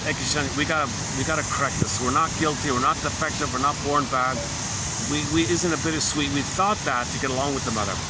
Like we're kind of like saving face for our mother. You're an amazing mother. Isn't it bittersweet? We're sacrificing ourselves, taking the blame upon ourselves because we got to see mother's wonderful. So this is the kind of thing you got to update.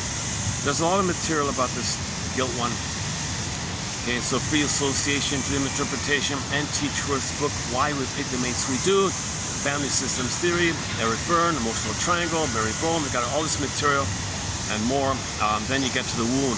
You got to get to the core wound, the deepest wound. Okay,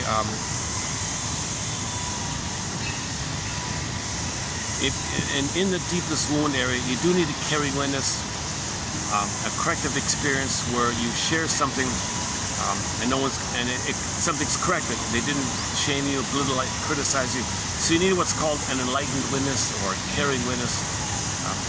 Then that makes it feel safe to bring up. So now you can have the reaction, the reaction, the emotional knowing, the phoenix, the firebird. Okay, they're released like that. So this is a film. They rode the orbs up. The orbs rushed up.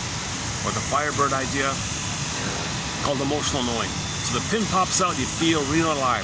When you face the wound, the thorn pops out, now you're free day.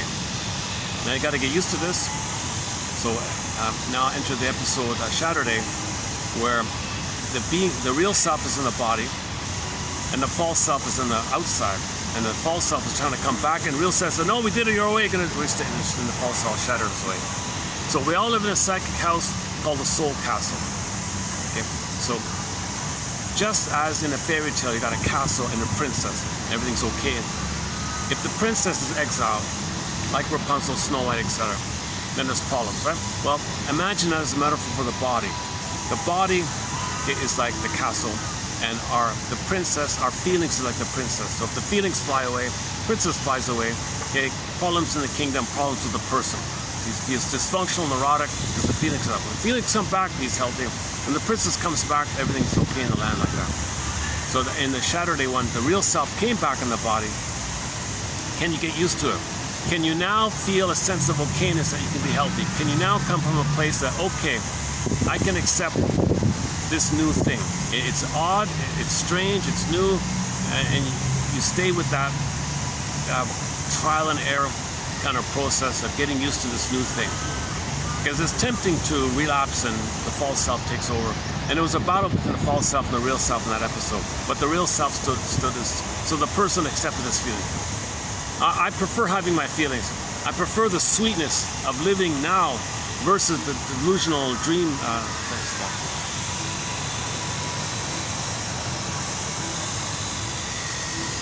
Yeah, this thing with the labyrinth and the wound, of course, in the labyrinth, you get the Theseus has the thread, Perseus has the reflecting shield, and the sword of discrimination, sword of discernment, the lantern, Emily Dickinson, before you get to the Minotaur, the mother complex.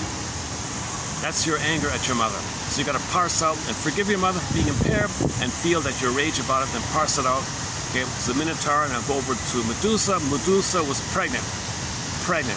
Okay, when Medusa gives birth to the Chrysaor and the Pegasus. Pegasus is the embodiment, the winged, powerful horse. You're free, you're fly, and the masculine character, Chrysaor, means you can put into form your feeling and doing.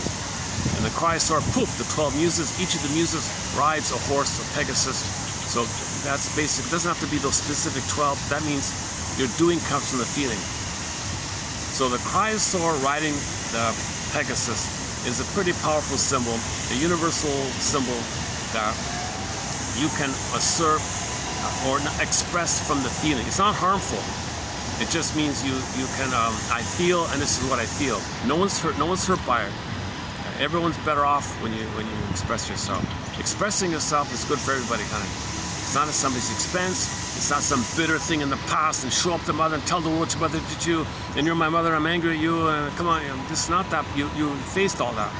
When you face all that and have the real self-expression, it's blue jay, it's beautiful, it's art, stuff like emancipated innocence. Yeah, let's try that out. Emancipated innocence. When you have your emancipated innocence, no one's hurt by it. If a person walks across the park here embodied and looks comfortable in themselves, no one's hurt by that. That's all it means, right? Versus someone who angrily stomps along, a little different like that, right? Now the guy angrily stomping along, he's just hurting himself. He might hurt others, right?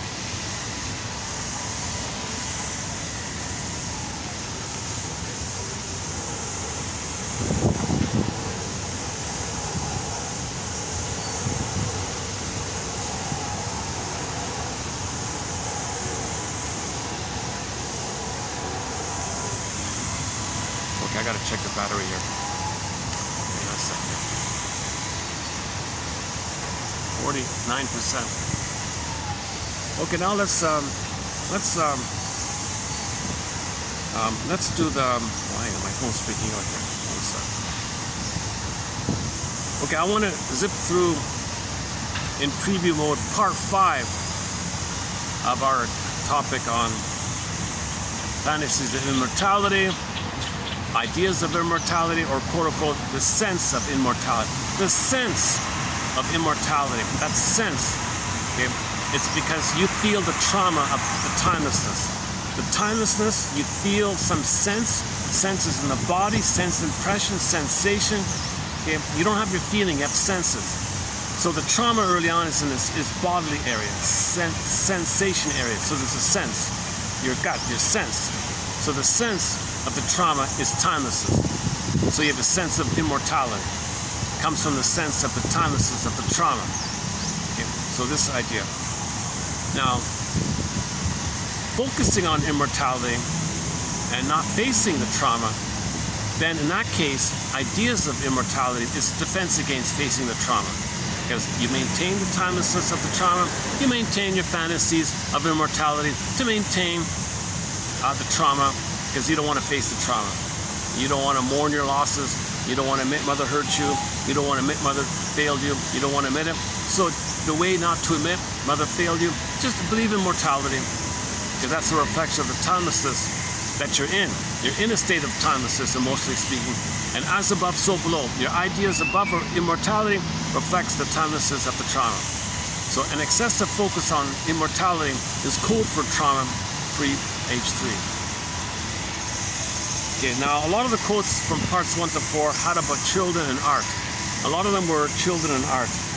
Ways to maintain you're going to live forever. Okay. So we'll add a couple more in that area. First one here. Our children, in fact, may help us to surmount our own feelings of failure, inferiority, and insufficiency, and through our children, we may enjoy a kind of immortality that is otherwise denied to us. Okay, so people really want to have a kid and see something good about that, see the favorite thing they like about the kid, and think that's them. So they live on through the kid having the thing that they have. So you have a kid, you identify your favorite thing about your kid, and you think, well, you have that, they have that, so they're going to go on. Well, you have, you go on forever, timelessness. So you're not really seeing the kid for his needs, or you're not really, you don't know if that's his choice or something. So you're using a kid to maintain your fantasy immortality. Now the kid might rebel. No, I don't want to. I want your mirroring. I don't want to play some theater, some dream of yours. I want to live my life. I want you to see me and help me know what I like, express what I like. So a lot of kids might rebel to parents pressuring their kids to be an extension of them, kind of thing. Our children may help us to surmount our feelings of inferiority, trauma, insufficiency, defectiveness. And through our children, we may enjoy a kind of immortality that is otherwise denied to us. It's denied to us because we're frozen with trauma. So we're denied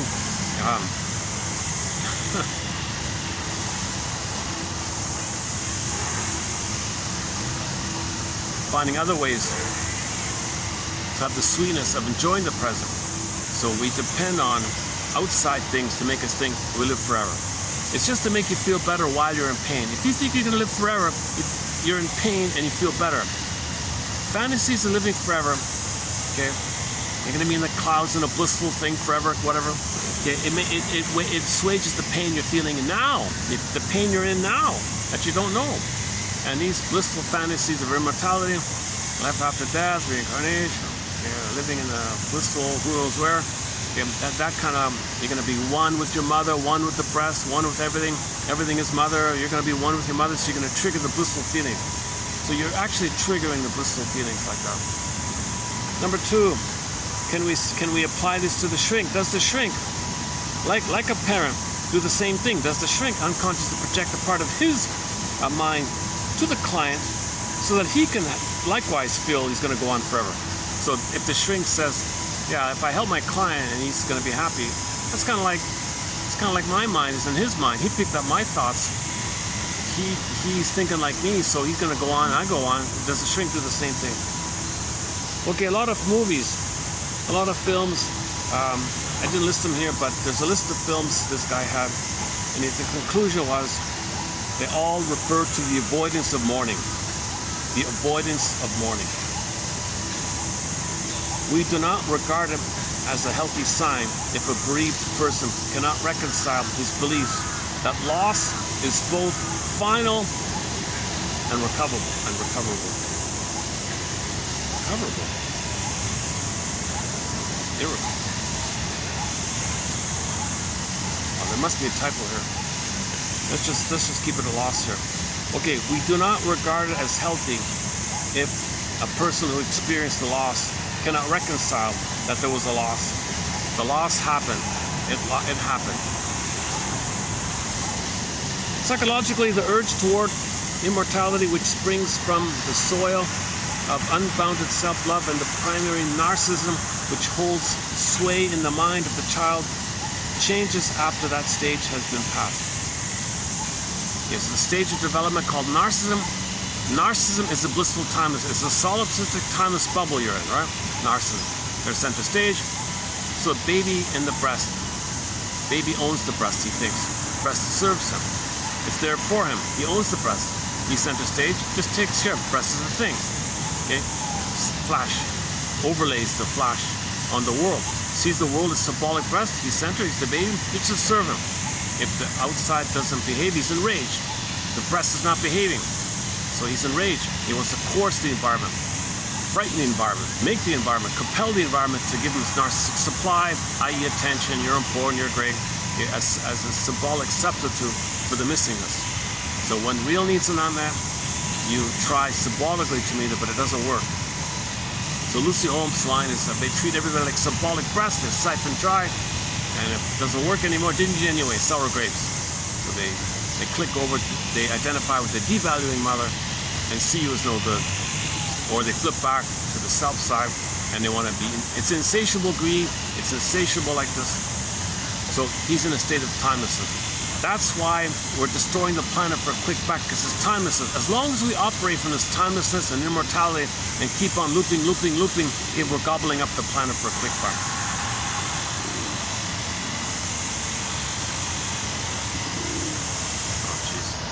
Somebody right in front of me here.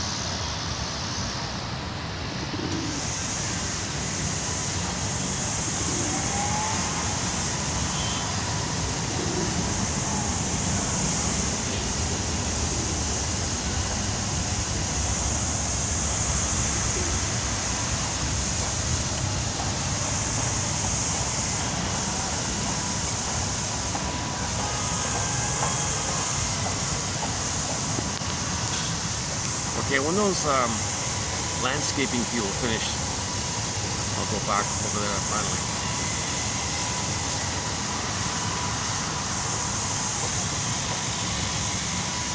My anxiety and symptoms were but imitations of my inner mortality. Yeah, so your rage rebounds in, you get a symptom. So your symptom expresses, he believes, immortality. Your timeless rage, it goes on your body, you get a symptom. So your rage, okay, rebounds in, your body bears the burden, it goes to an organ, you get a symptom.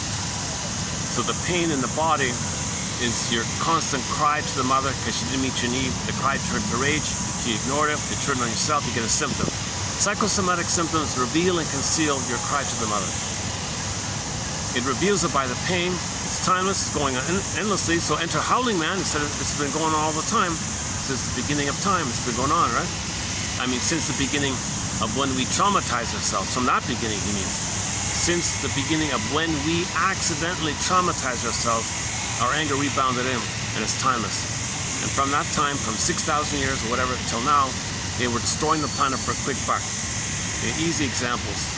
You know, it took billions of years for all this beauty, and in a couple of hundred years, the soil's gone, the water's gone, overheating, plastic in the ocean. We're destroying so quickly like this. Because we're Howling Man is a very good episode. Season 2, episode 5, Howling Man. That's a key episode, I think. A really good one. A lot of good ones. I'll back. Oh, Jesus.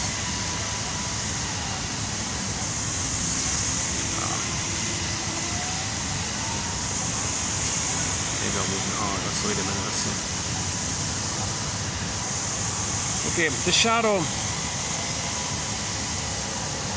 Okay, just a quick sidebar here. Here's a new thought.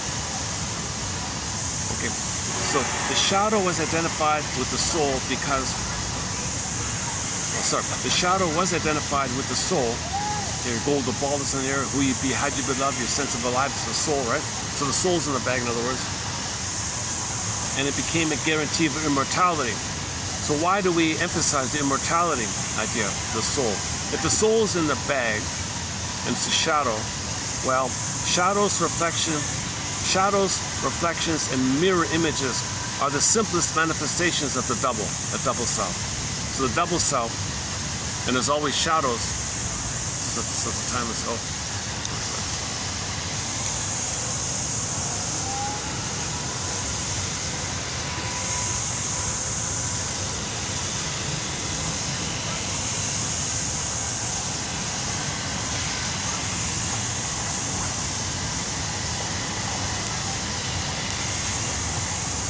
Wait for this activity to finish in front of me here.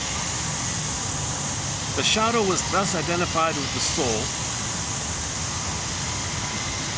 Like your soul is there in the shadow, but it's timeless in the unconscious, so it's forever.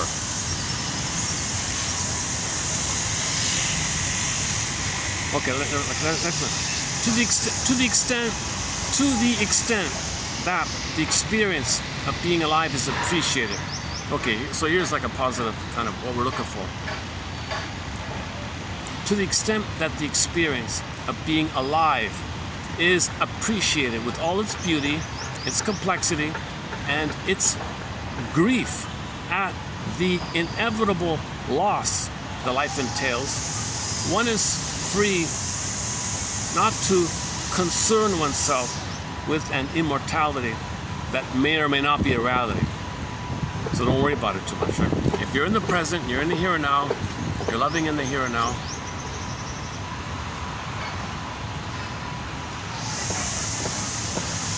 Oh, I see.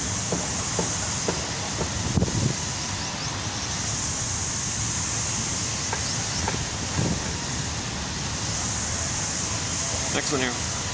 We do not buy a share of immortality by having children. Quite the contrary, yeah. So there is.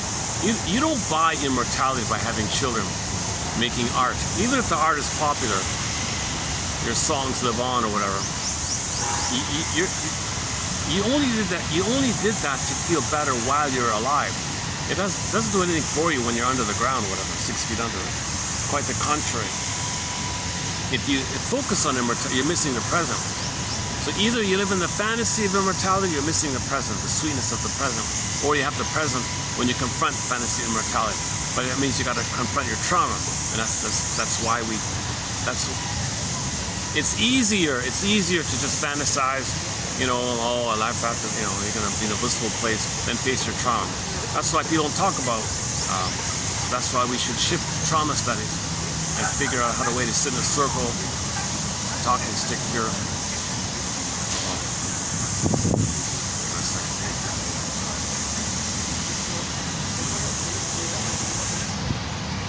Aye.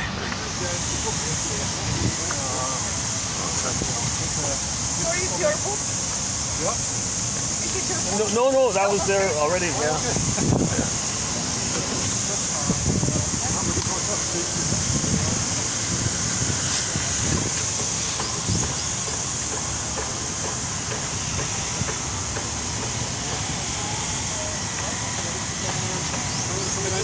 Yeah, go ahead.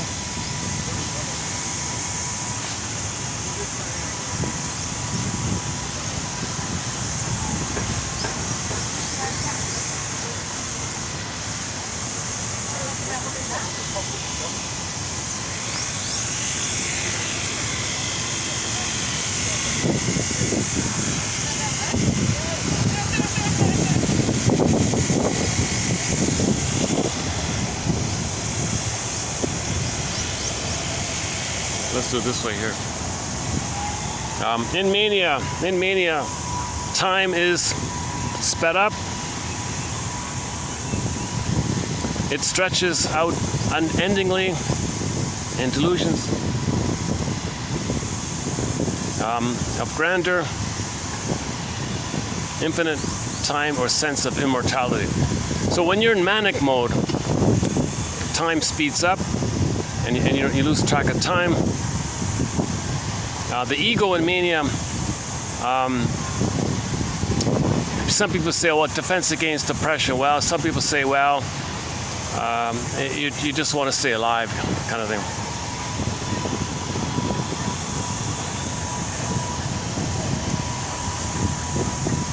Okay, let's do the kiss another time one. Originally, it is the mother's kiss that the unconscious considers the source of life and immortality.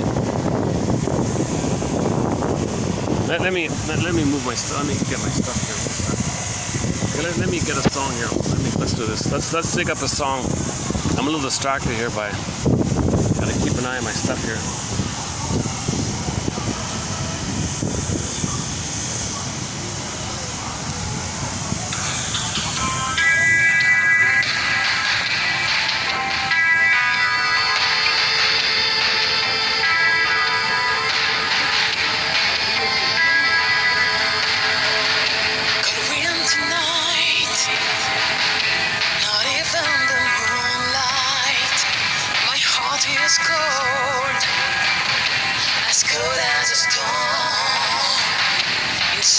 this empty house, no one to talk to, not even a ghost. There is no one around.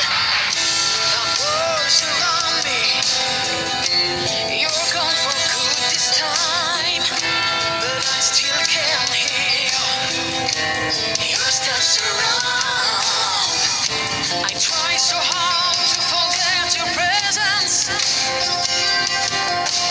Long and lonely nights seems to be my sentence. You're gonna believe on this good wind tonight. You left a broken heart, shattered by the pain. Ever since I called your name, but all that I can hear is the echo of my voice fading away. I can't believe it's the end of the story. Even if deep inside I'm torn by the worries, I'm hanging on to my faith. I know I will fight to the death. The telephone not ringing anymore. I'm sitting in front of the fireplace. The dancing flame of the candlelight reminds me that you're still under my skin. You're gonna believe on this good wind tonight. You left a broken heart, shattered by the pain. Ever since I called your name, but all that I can hear is the echo of my voice fading in the wind.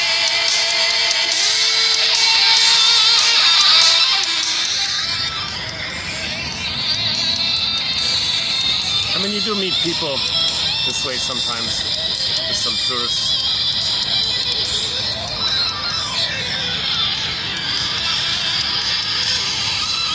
Okay, hang on. Calm down music. Mania, talk about mania. Okay. So traditionally mania, it's like if there's a loss, like if you're manic, it distracts you, right? Dopamine chase. So enter Route 66, Vicky, the one about Vicky, the episode called "How Much Is a Pound of Albatross?" So the woman had a loss, couldn't face it, couldn't process it, didn't want to admit it. No. Hopped on a motorcycle, barreled down the highway. Played the song "Roll Me Away" by Bob Seger. Barreling down, very fast. Later she said to the friend, when I was barreling down the highway, I was going so quickly because I thought that my grief was on another bicycle behind me trying to catch up. That's why I was going faster. I didn't want my grief to catch up. I was manic because I didn't want my grief to catch up. Very dangerous, the friend said.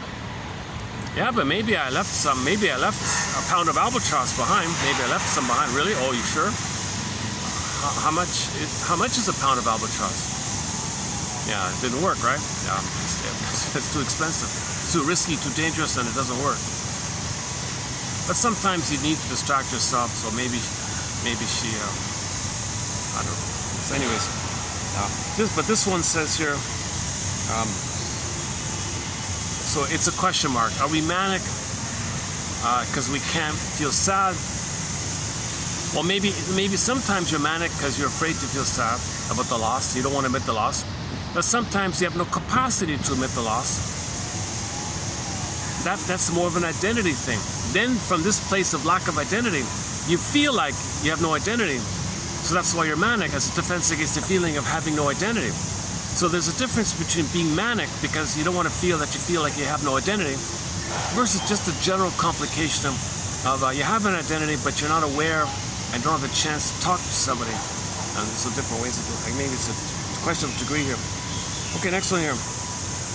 Okay, somebody named Becker argues that what people are really after is not self-control via self-reflection, but an ideology of immortality which will ensure that they don't have to figure it out for themselves. Yeah, so I don't need to know myself. I don't need self-knowledge. I don't need to know that my mother failed me, that she was impaired, she had emotional dyslexia. I don't need to know my mother had narcissism, she had BPD, she abused me, she gaslit me. I don't need to know that. It's just easier. It's just easier to create some belief, a packaged, handy, easy belief, where someone says if you send them money, you'll live forever somewhere. Oh, it's easier that way. Yeah, whenever we make a religious reference, it's only we're not talking about victims of the plunder system who are in pain and need offense. We're talking about the more traumatized who do the double thing where they're hurting others. The victims just want to feel, leave me alone, but the aggressor is using religion as a Trojan horse or a tool or a camouflage or a cloak for the plundering. So in the plunder mode, religion is just like a cover for the plunder, right? Like a Trojan horse idea. I also believe that the infant, next quote here. Oh, Grotstein, he's an excellent author, James Grotstein. Okay, I also believe that the infant believes, and we believe, that the infant is born with delusions of grandeur, infantile megalomania, little god or something, right? All babies think they're kings and gods, babies. And the baby just emerged from the womb heaven, the blissful Garden of Eden, Shambhala heaven. See, babies need, when babies are nursed, when babies are happy with the mother, he's in heaven. If the mother's not around, click, he's in hell. It's heaven or hell for the baby. The baby can't do ambivalence or confusion. It is heaven or hell for the baby. So in the uterus, it's all heaven, paradise, right? I also believe that the infant believes, and we believe, that the infant is born as a god. As a god, has just emerged from the womb heaven and carries with him, quote, imitations of immortality, i.e., quote, splendor in the grass. Okay, so these poetic phrases like flower, you're a flower in the sun, you're a beautiful rose that in the winter, in the snow, you're a rose in the snow, like all these kind of images of flowers and beautiful things. So we carry these kind of poetic ideas. So in poetry, when you describe, when a man describes a girl like the sun, you know, you're the sun. You're just like the sun, warm and beautiful and bright, and give me life, and you're my sun, you know, you're my everything. And using nature references to describe a person. This is linked to the timelessness, lives forever, immortality.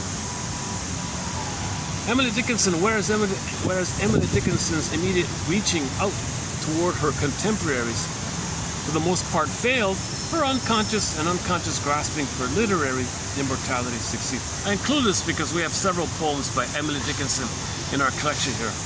There's a pain so utter, it swallows substance up, and the person goes too soon. A great hope fell. A great hope fell. Baby had a great hope for mother. It fell. Crashed. You heard no noise. The wreckage was within. O cunning tale that let no witness in. So she describes trauma really well. At least in those days. We have others as well.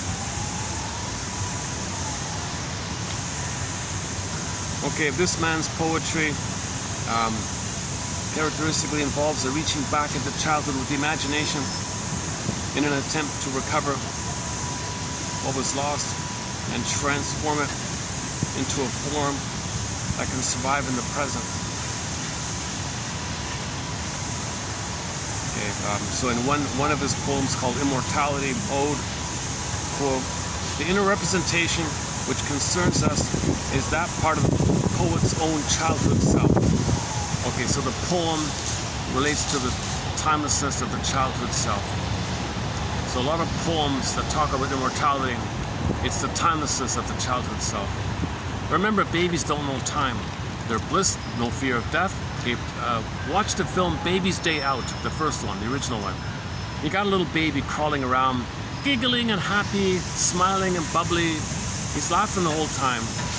And he's in a construction site, crawling around on cranes and elevators, and he's oblivious. He's happy, no fear, he's state of timelessness, doesn't understand fear. He's immortal. He thinks he's gonna live forever. He's immortal like that, right?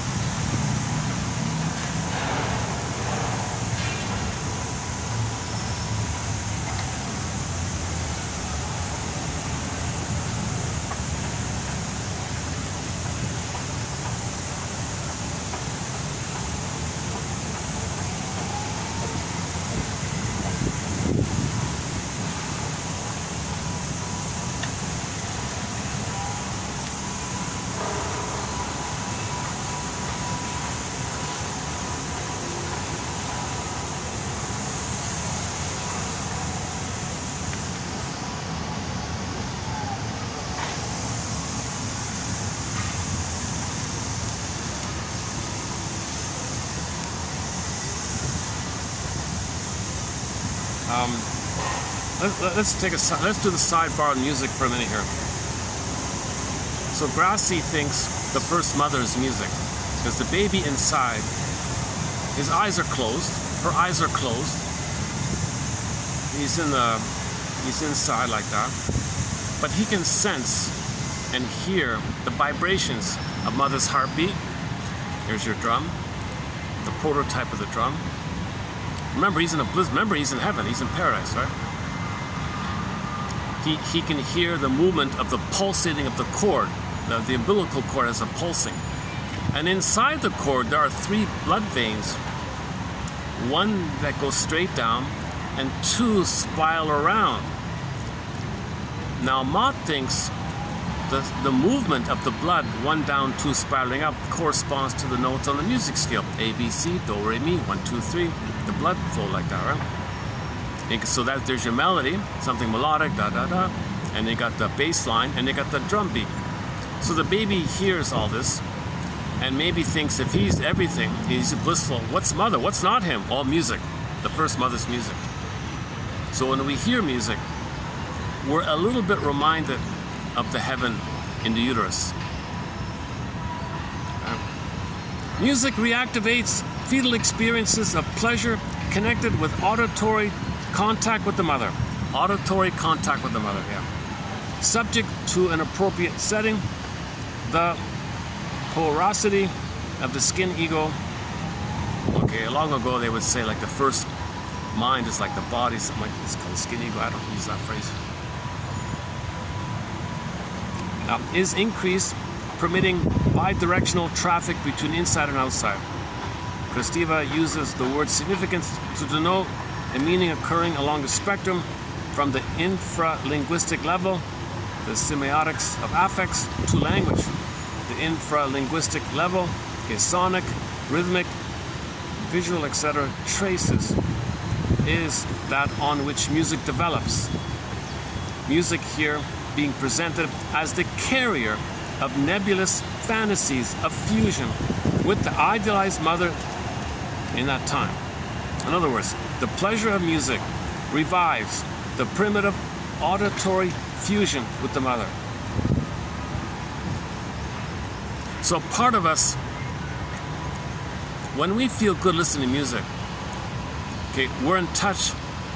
The good feeling comes from the memory, some distant memory that we had in the auditory bliss of the heaven womb.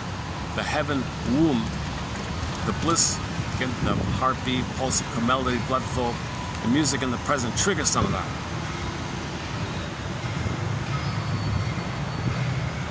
Now associations and later experience is going to determine which music you like or don't like, right? So that's an add-on thing.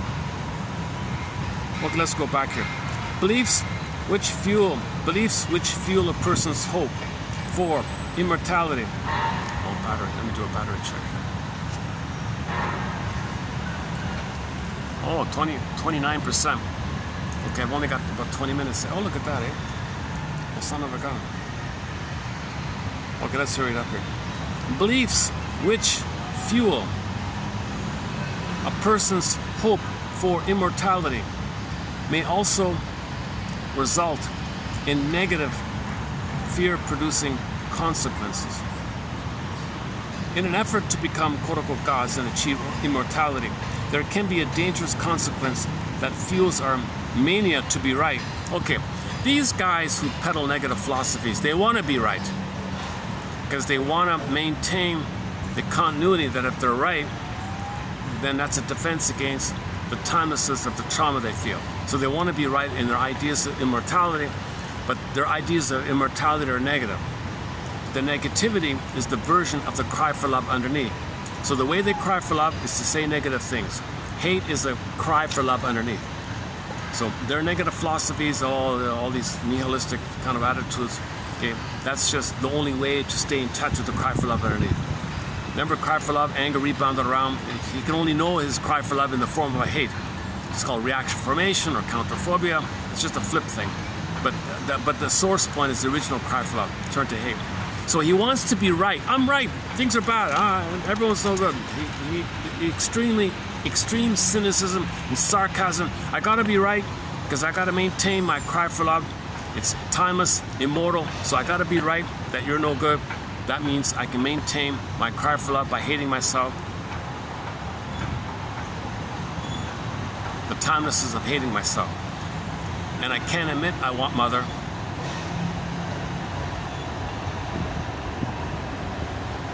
Because when there's too much pain, you have envy, hatred of the good.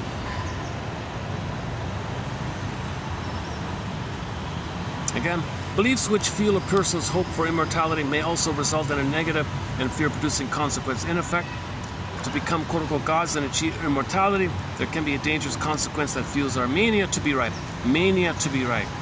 So people are very negative. They're very bombastic. I'm right, I'm right, I'm right. I'm telling you I'm right. I saw that this morning.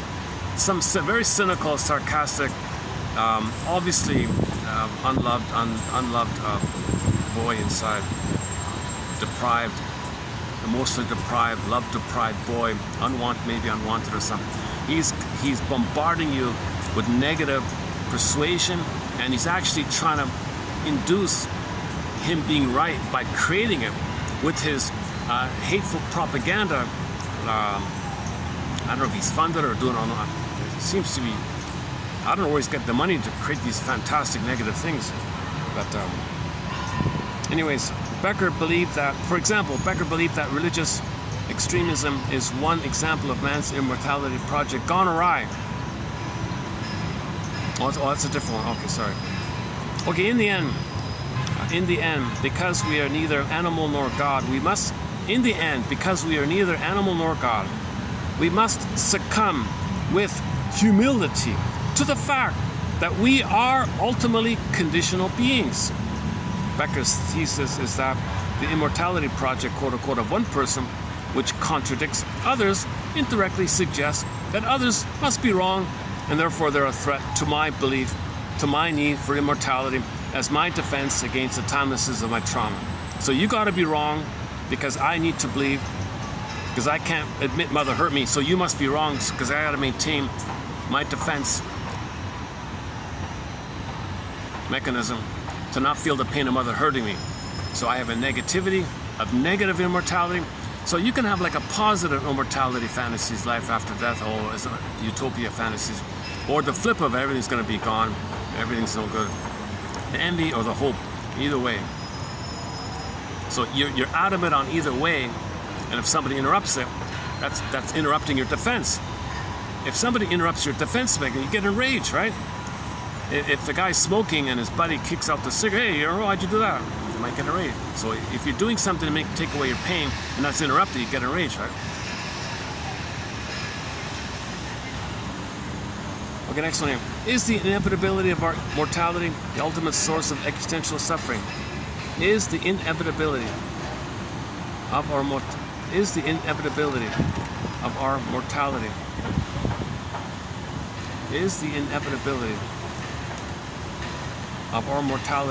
the ultimate source of existential suffering? Or as the proverb goes, how do we live knowing that we shall die. So there's a proverb. How do we live knowing that we shall die? Okay. Well, there's the sweetness. You're in the present. You accept the limitation that we're biological. The reality that we're persons here for a certain limited time. And you enjoy the earth that we're on, and the relationships, and creativity. And you accept that mortality. You accept time, you accept mortality. So you're more in the present because of that. Love may be the most powerful force in the universe, but it cannot stop time. I mean, it cannot stop the fact that we're all going to die, that people die in the end after 80 years, whatever. In the course of living, we will all experience the pain of losing our most beloved relationships. Furthermore, the degree to which our own mortality affects our living is incontestable. While every cell in our being desperately wants to live, the only inevitable reality is that one day, there'll be a funeral, right? for you. One day. Everybody's gonna have that. There is mortality. We all, it's all gonna happen. Whatever.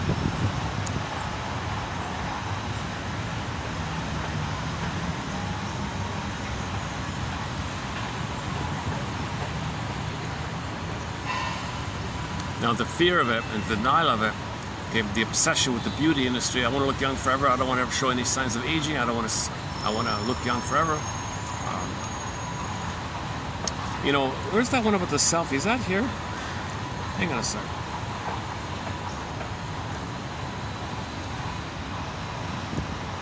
The belief in immortality, the feeling of infinity, or the sense of immortality, or the sense of infinity, or the feeling of infinity, ideas of a disembodied, blissful state, beliefs in nirvana, utopia, ideas, okay, pantheism, mysticism, etc., all that exists, are on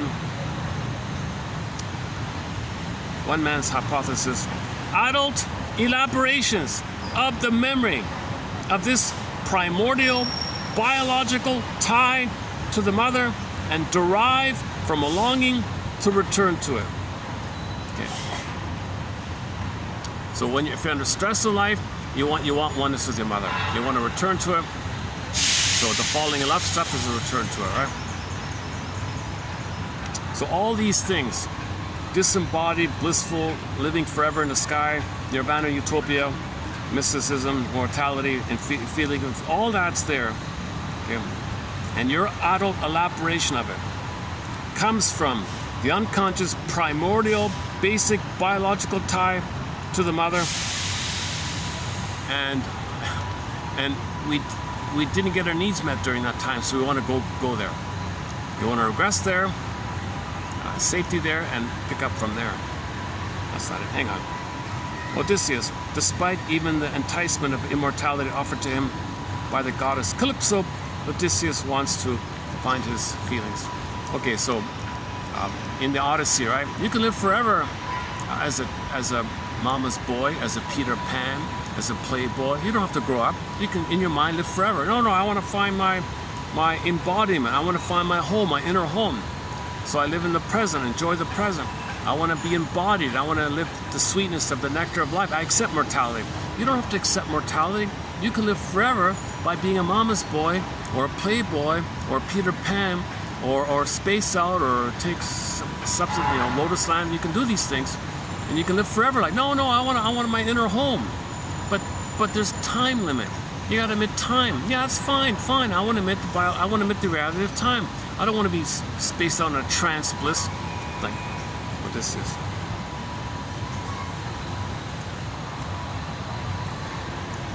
The id knows nothing of death. The unconscious doesn't know time, doesn't know death, right? Like the baby on baby's day out. Therefore, it is legitimate to assume that while it may behave as if it is immortal, so the unconscious in us acts like immortal, no time.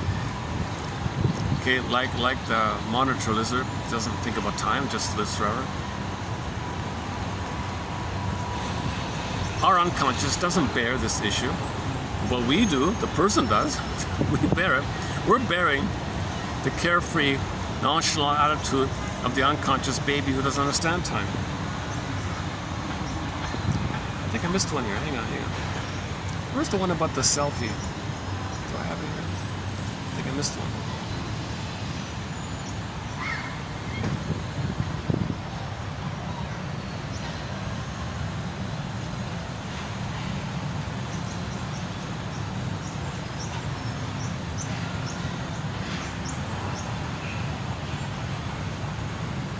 Oh, here.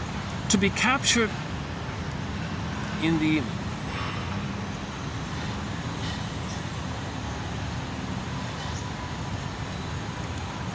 okay, I'm going to paraphrase this. I think what it means is, it's not too clear here, but if you want like a perfect picture, I want a perfect selfie. Like I want just the right lighting and I want everything perfect. And you capture, oh, it's perfect. You might think that that's going to live forever. You live forever through a perfect picture. Like a perfect artwork lives forever. You a perfect selfie, you live forever. Because I think this channel's shadow banned, I don't have the option to choose the screenshot, the thumbnail photo for the shorts. For the regular ones, I can choose. I don't care too much about it. But that means I have no say in the picture and the image in the shorts. So if I make a pained expression on my face, if I make a silly gesture or look up in the sky or look, or make an oops sound or something, it captures that. So most of the images on the shorts I look a little ridiculous. I think it might be planned to discourage people from this material. It's just one of the many tools in the toolkit of shadow banning. There's thousands of tricks, and in the end, nobody sees it. Can you believe it? A lot of videos haven't been seen, even after 5 years. Even after 5 years, there are dozens of videos that still have goose egg, no view. And there's good quotes in there, I can't believe it.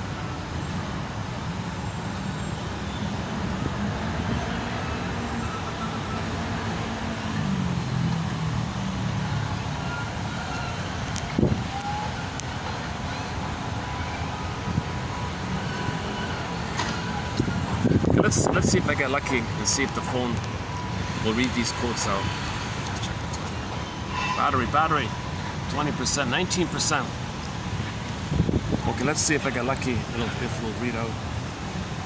So I want to read out. I want to let the phone read out 31:17. Our children, in fact, may help us to surmount our own feelings of failure, inferiority, and insufficiency, and through our children, we may enjoy a kind of immortality that is otherwise denied to us. J. Flugel and Vicar. Does the analyst, like the parent, unconsciously project a part of his valued and cathected ego onto the analysand in order to ensure its immortality? I. Harris. These films refer to the avoidance of mourning. P. Freeman. We do not regard it as a healthy sign if a bereaved person cannot reconcile his beliefs that loss is both final and recoverable. V. Hamilton.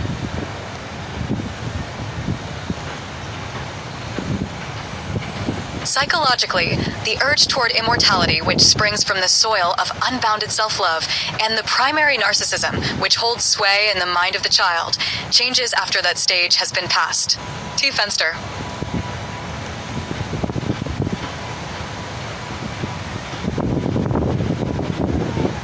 My anxieties and symptoms were but intimations of my inner immortality. W. Vian. The shadow was thus identified with the soul and became a guarantee of immortality. Shadows, reflections, and mirror images are the simplest manifestations of the double. D. Eder.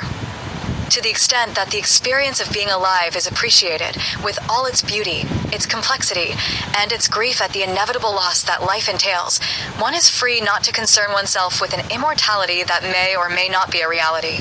G. Gargiulo. To be captured in the imaginary is to be frozen in time, to be in a place out of time where the perfection of the image has a statue-like immortality. J. Gasparoni.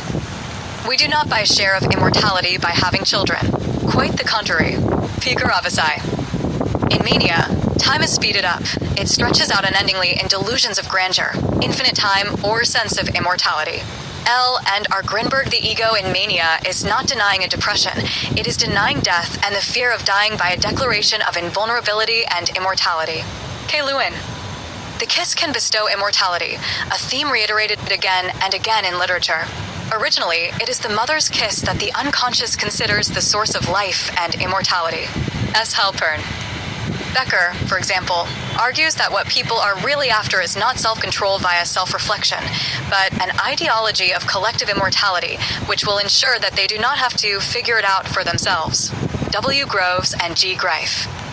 I also believe that the infant believes, and we believe, that the infant is born as a god, has just emerged from womb heaven, and carries with him her intimations of immortality, i.e. splendor in the grass, flowers in the sun. Wordsworth.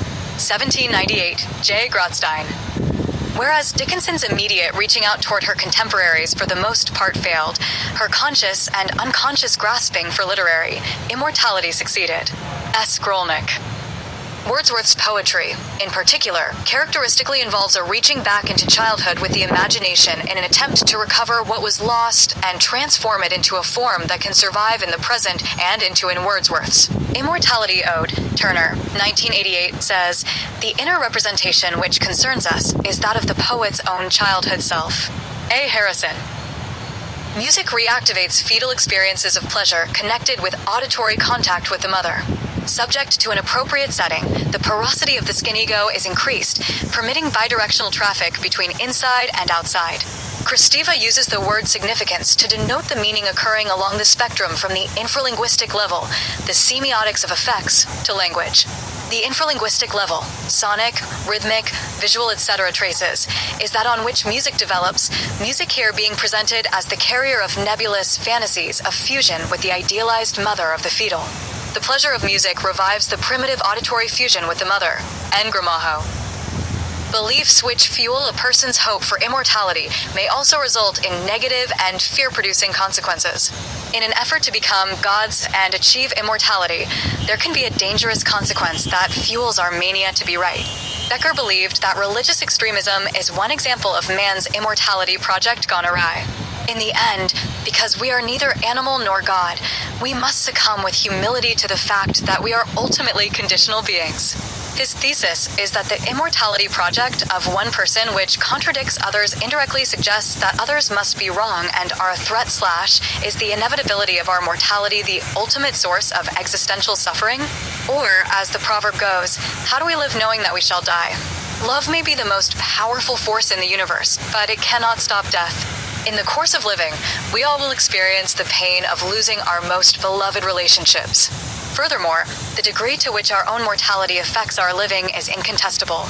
While every cell in our being desperately wants to live, the only inevitable reality is that one day, our groves. The belief in immortality, the feeling of infinity, ideas of a disembodied, blissful state, beliefs in nirvana, utopian ideals, pantheism, nature mysticism, etc., are on Grunberger's hypothesis. Adult elaborations of the memory of this primordial, biological tie to the mother and derived from a longing to return to it. See Hanley. Despite even the enticement of immortality offered to him by the goddess Calypso, Odysseus longs for. M. Harris. The idea knows nothing of death, therefore it is legitimate to assume that while it may behave as if it is immortal, it really is not the direct bearer of that forceful fantasy of immortality which generates so many patterns of behavior. Normal and pathological. G. Zilborg. TQ 3117.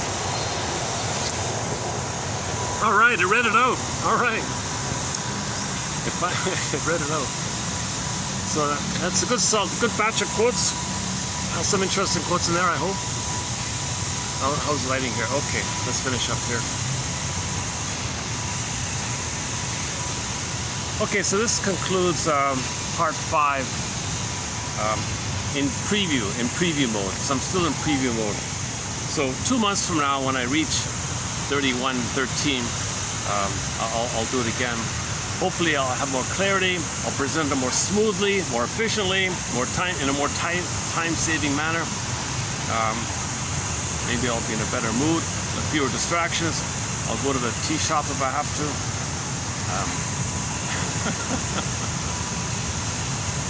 Today, I feel a little embarrassed about many numerous lengthy sidebars dealing with my anxiety to get back on track here, and I never got back in the rhythm. I never got back in the groove. I started okay, and very quickly I've been in a jaggered mode kind of thing. But I want to get the quotes out, so I'm really focused on getting the quotes out. So what you just heard was 3117. 3117. So like they say in the Twilight Zone, submit it. We are neither animal nor God. We must Submitted for your consideration. Submitted for your consideration. Okay. Go to TQ's 3113 to 17. This one here, the 5 parts, and then read the 5 pages. 5 pages. 5,000 characters. All right. So 25,000 characters, 5,000 words, whatever that is. I don't know. Whatever that is. Maybe 10 minutes. So half an hour reading. So it's worth it. It's really worth it. It's really the first quote, the very first quote is that if you confront this issue of immortality, you'll live and love in the present. Your life will be happier if you can confront, wrestle with, grapple with, wrestle, wrench, grapple, grab, wrestling match. Have a wrestling match. Have a psychological wrestling match in your mind with these ideas of immortality and fantasies of living forever.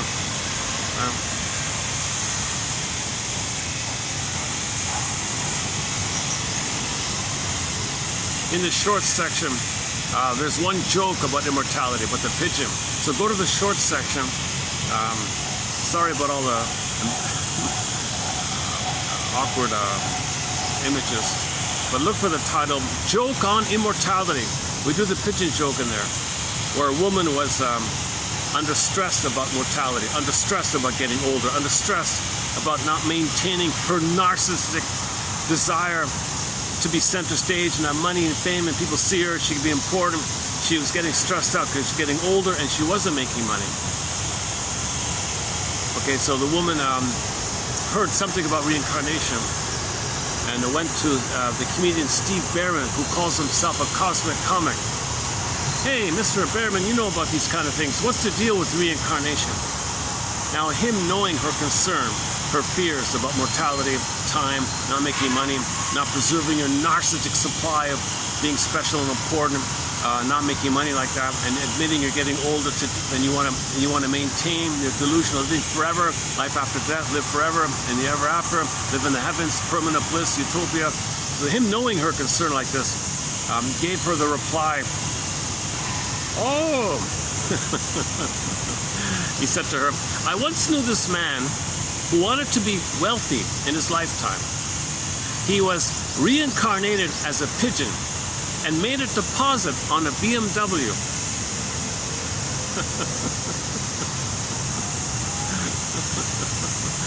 Oh, there it is there. Okay, I just did it now.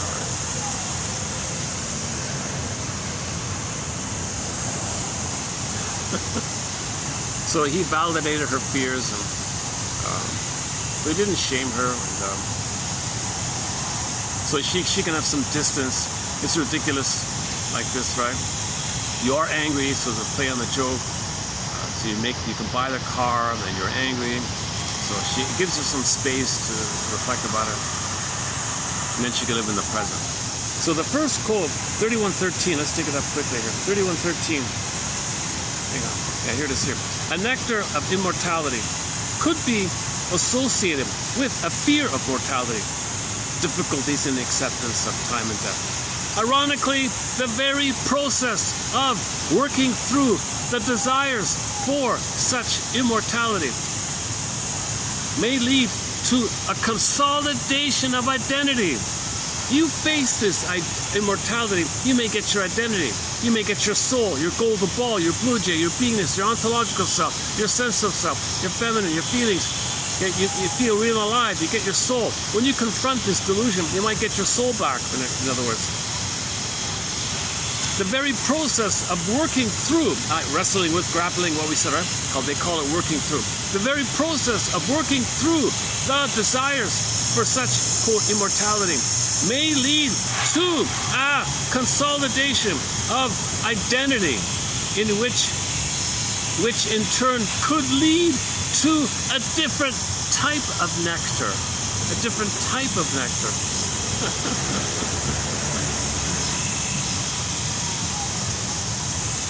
Okay, so growing up means to accept time, development, maturation, growing up. Okay, and there's the one about creativity. Creativity is in here. The art piece is one. Auto ranks in here. The religion one's in here. More about the Lifton, the one about Lifton, one from France. Outer worldly utopias sometimes banish the ultimate fear of time and death, as when they raise the promise of either immortality or life after death, or the attainment of a state of lack of desire, nothingness, bliss, nirvana, utopia. Okay, so you don't have to face any of your fears and pain of your trauma. You just do that. Yeah, okay, this is the negative one right here. Projected into the future is the fantasy that his thoughts will have a profound effect on the values of all mankind, thus ensuring his immortality. This function of affirmation is also served by fantasies of revenge. Yeah, revenge. So these negative philosophers have revenge fantasies, which is a cope to cover the underlying cry for love, which is the immortality fantasies, but he can't admit it. So it's the angerization and the rejection, the pain of it turns to revenge fantasies. So he wants to be right, to maintain those fantasies, to maintain the timeless trauma, to maintain the hope the mother will love him. So to maintain the hope the mother will love him, he's got to demand that he's right, that everything's bad. So the pessimist, the nihilist, the cynic, the sarcastic, and all that stuff, okay, they want to demand that they're right, to maintain the hope that one day, maybe 20 million years from now, mother will love him.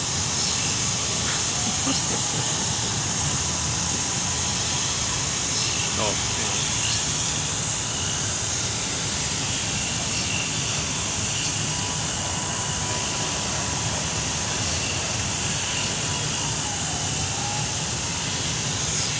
okay.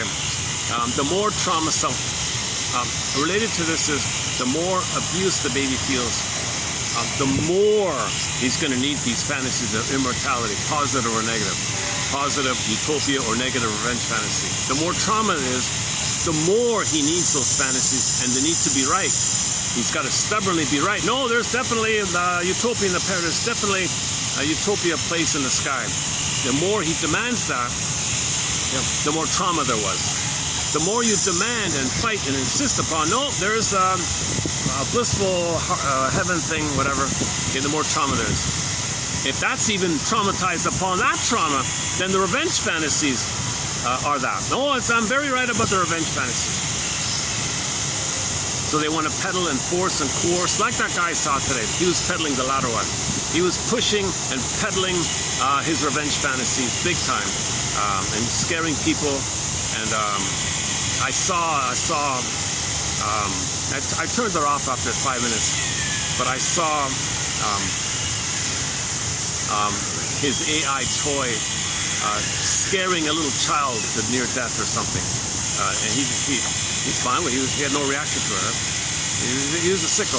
He was and he was creating all these. Yeah, let's just leave it there. Yeah.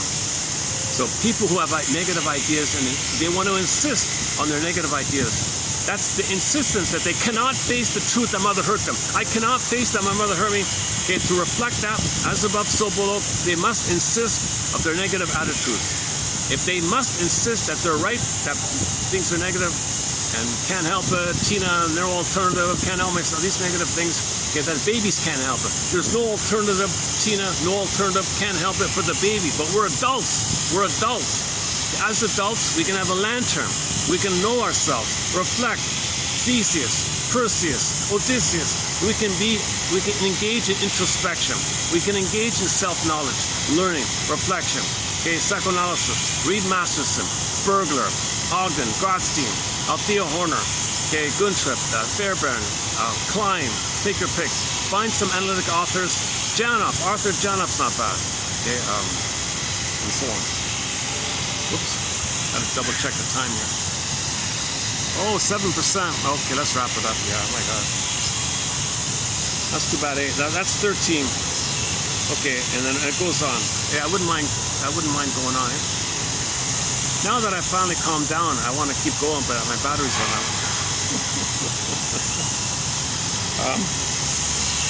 Let's see if I can squeeze in that song. And when the song ends, I'll hit the stop button. Let me double check. I have to turn it off before the battery runs out. It's kind of noisy. I might not hear the... Okay, I'll have to do it next time to make sure I save the video. Well, let's just play the first bit of it. Jungle something. What's it called again? Jungle Magic from Nigeria. It's a fun. I wanted to end on a fun, happy kind of song. So let's just play a part of it. It's 6 minutes long, right? Let's see. It's not gonna fit in. Oh my! It's too close. Okay, for the love of narrative medicine, may the psychoanalytic force be with you. May the psychoanalytic perspective be with you. Let's face our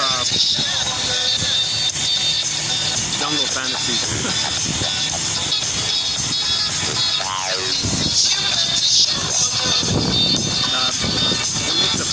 There's some funny musical instruments in there.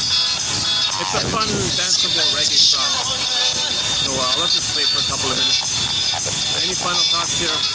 Visit the short section. A lot of good quotes in the short section channel.